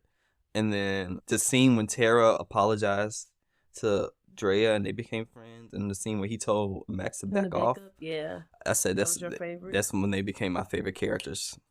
Not just because they black, it solidified within me. I said, I love these two, and they end up getting their revenge, and Max ends up losing. And so eventually the headmaster tells Drea of Max getting expelled and there being an open spot and yell. And Drea's like, I don't care. Actually, I don't care. and she doesn't want to be. I don't want to be that person anymore. And the headmaster gives her like this little thing, and she's analogy, and she tells her that she's just like a beautiful butterfly, and when you're young, you're lost, but to stay lost as long as you can. Yeah. And she said in a really inspiring way, She and I said did. that's true, because I feel like some people feel like they like Gotta you know get to it, they gotta gotta get get to it, Mhm. but sometimes you have to like really experience the moment. Yes.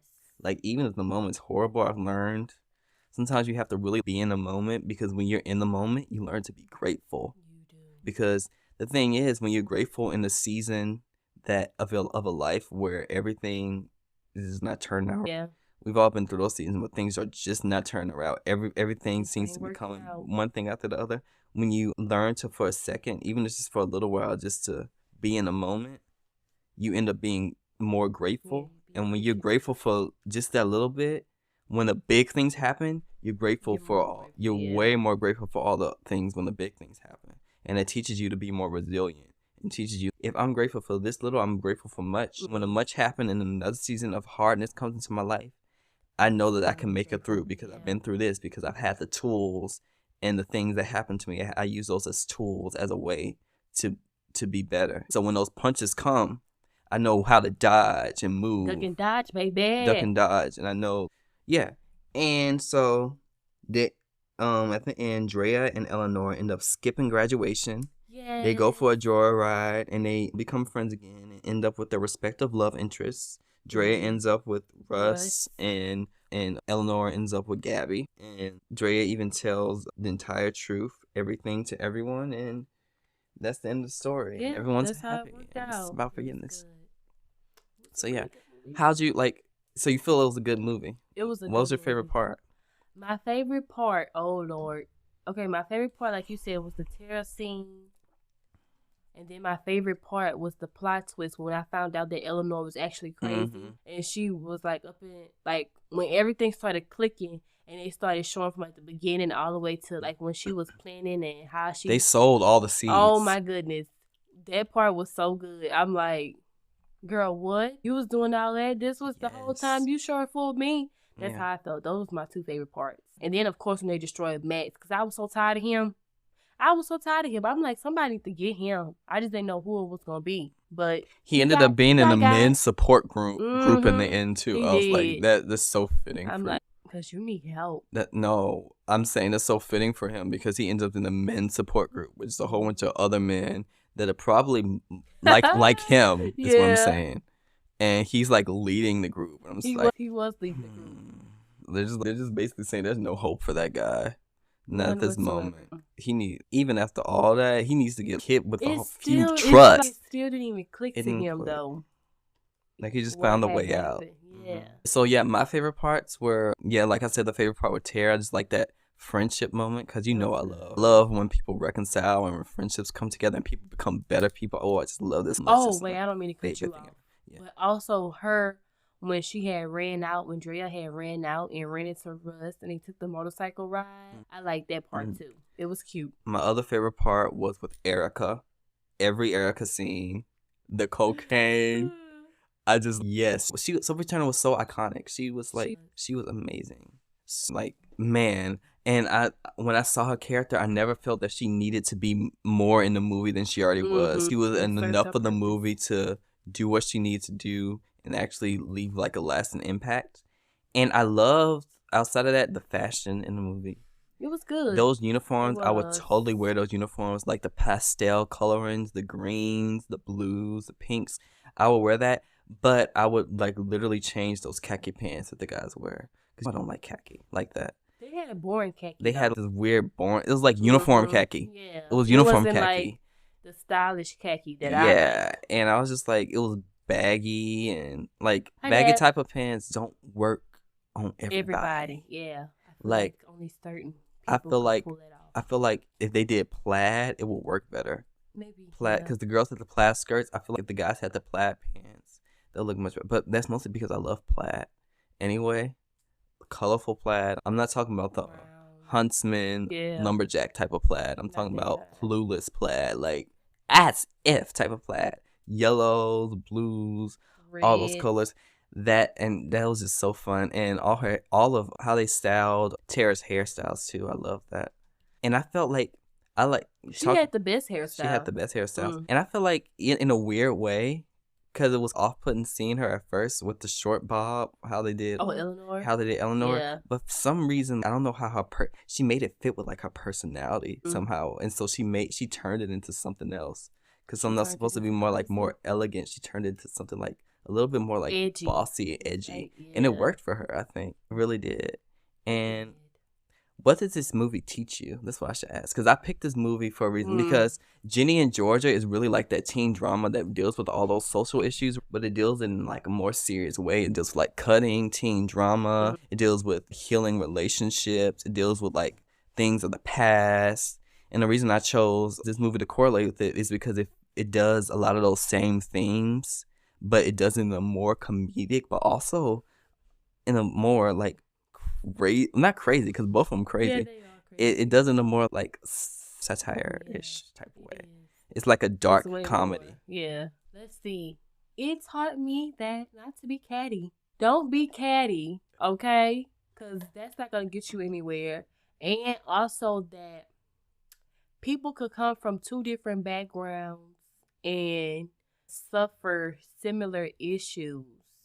But the way that you find your solution and the way they find their solution, like nothing's wrong with the way they find their solution. Nothing's wrong with the way you find your solution either. Just as long as you find your solution. Yeah, people are different, so we can all come to our solutions in different ways. No one's the same person. You gotta look in the mirror and see what's wrong with you. I don't like to say what's wrong with you, but see what you need to work on that you need to adjust to be a better person. And not always thinking, oh, the reason this happened to me is because of what you did or what you did or what you said.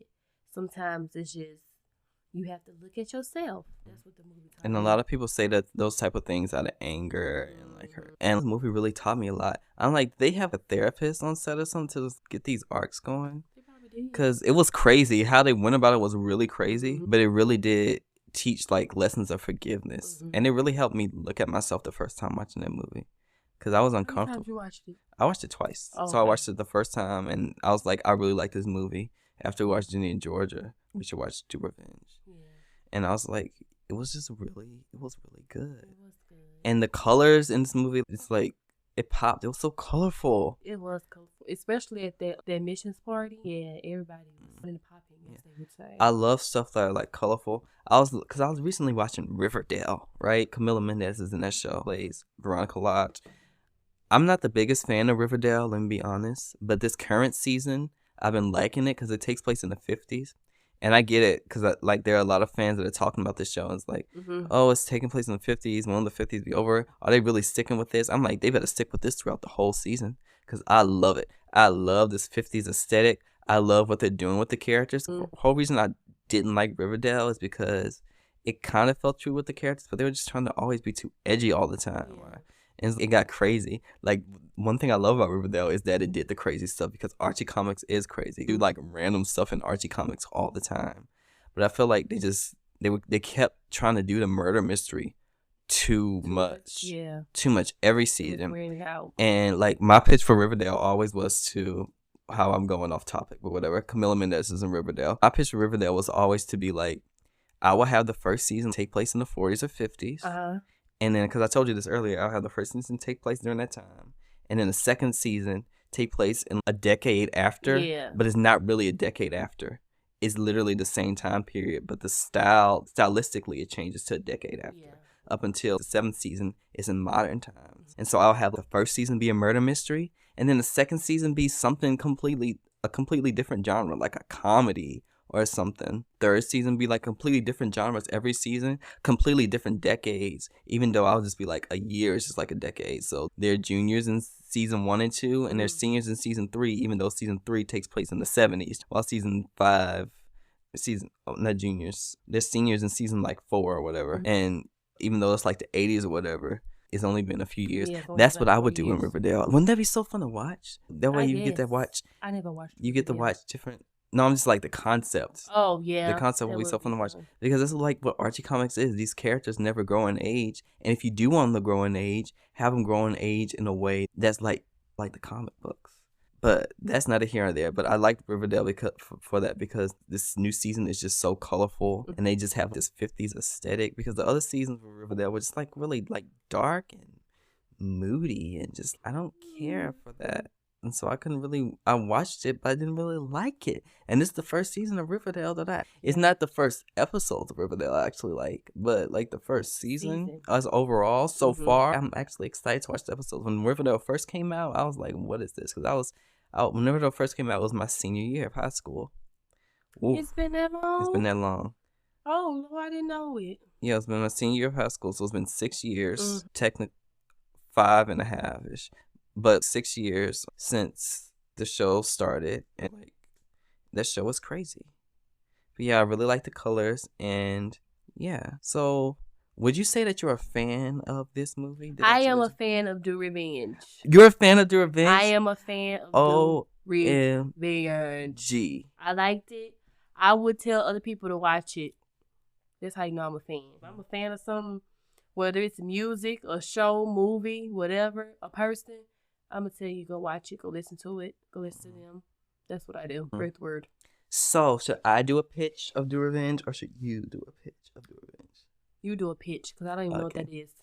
If you want to, we did this on your first episode of Jenny and Georgia, where you had to tell people if they were to watch Jenny and Georgia, what they would watch. Yeah, okay. If you want to watch a sassy, comedic, teen romper movie that's just fun to watch, that has bold colors, interesting twists and turns, iconic actors and actresses that come from the 90s and the 2000s, you need to watch Do Revenge. It is just that amazing. Have a fun time. It makes you think. It makes you want to wear plaid.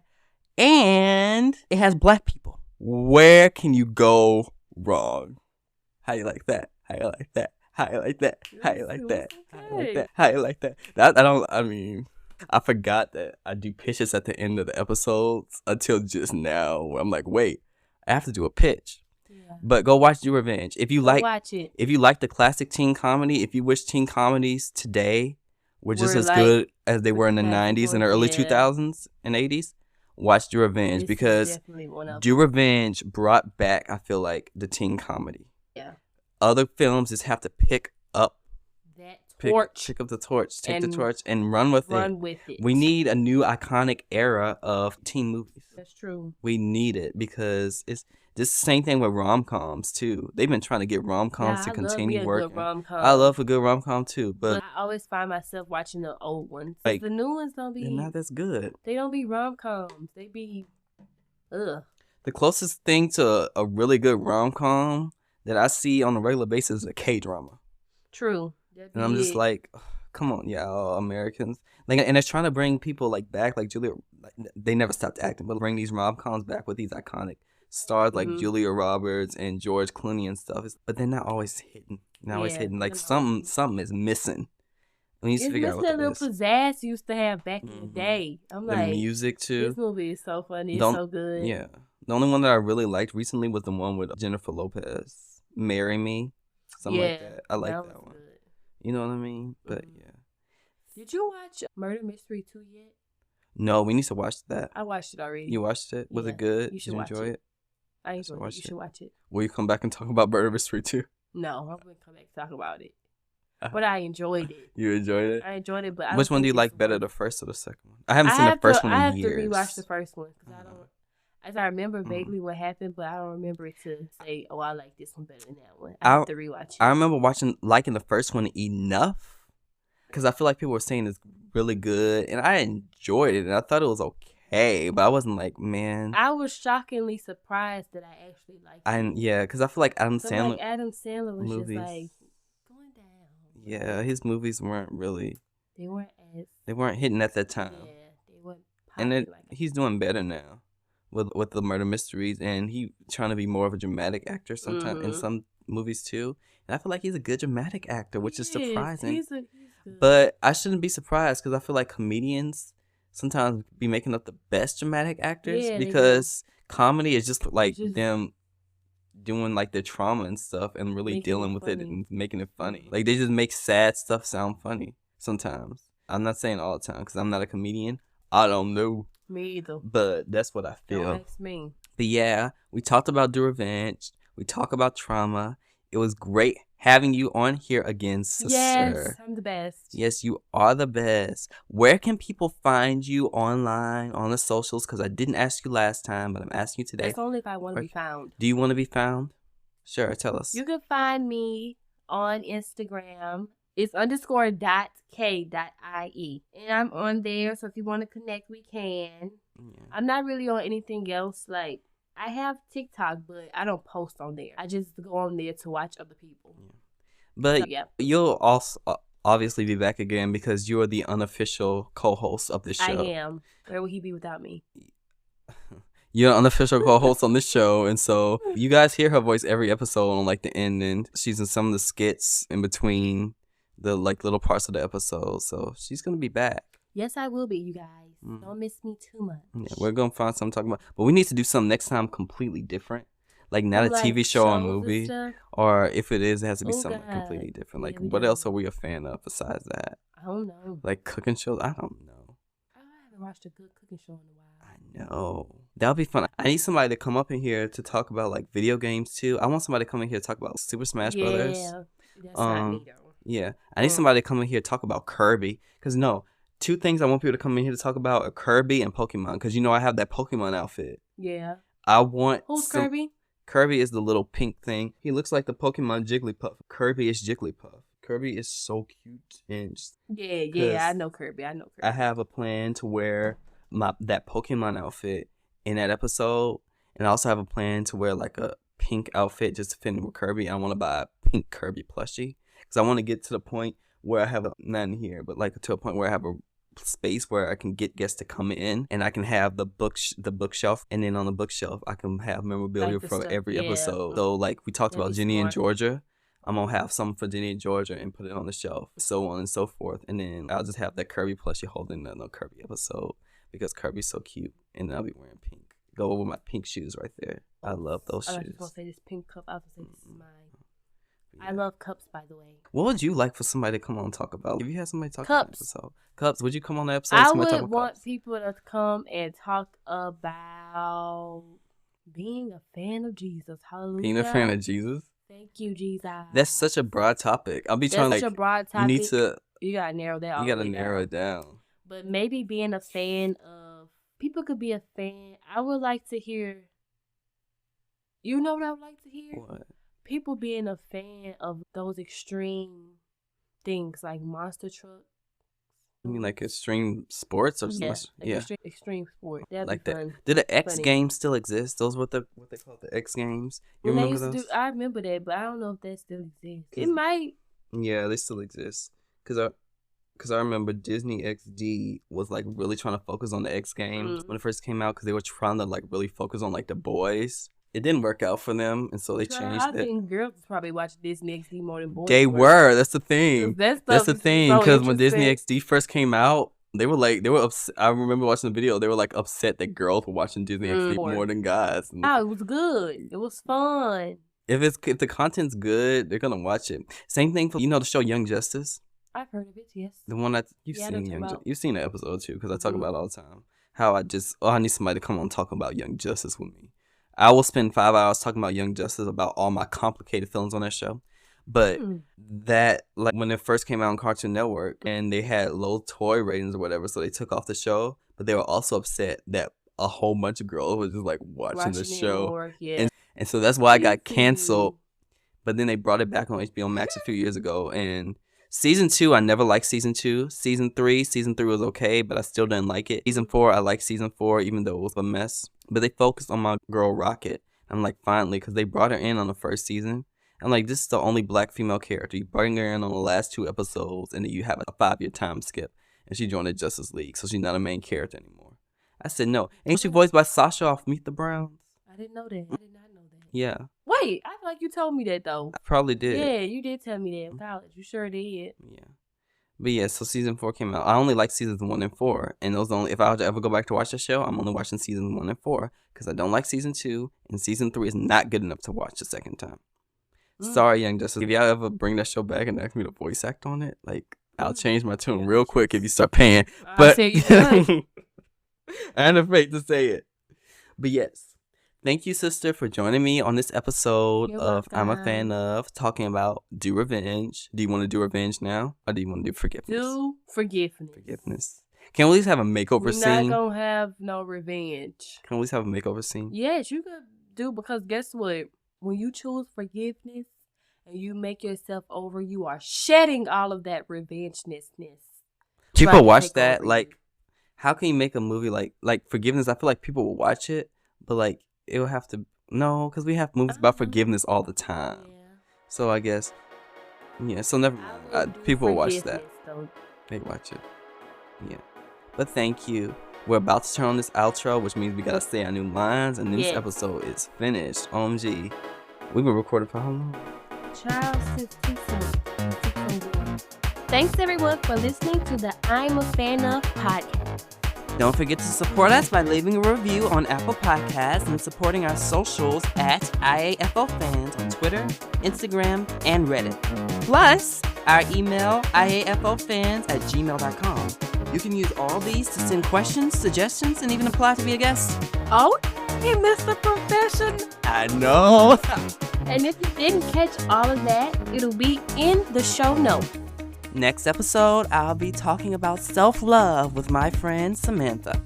Until then, we'll say... Shocking. So shocking, I'm shocked. See ya. Or hear ya. Or type ya. Oh, so now you're the one typing? Okay, look, wait, it sounds better coming from me, so you don't need to do all that. Wait, you don't need to talk about it. Yes, I do. No, yes, I do. Soon.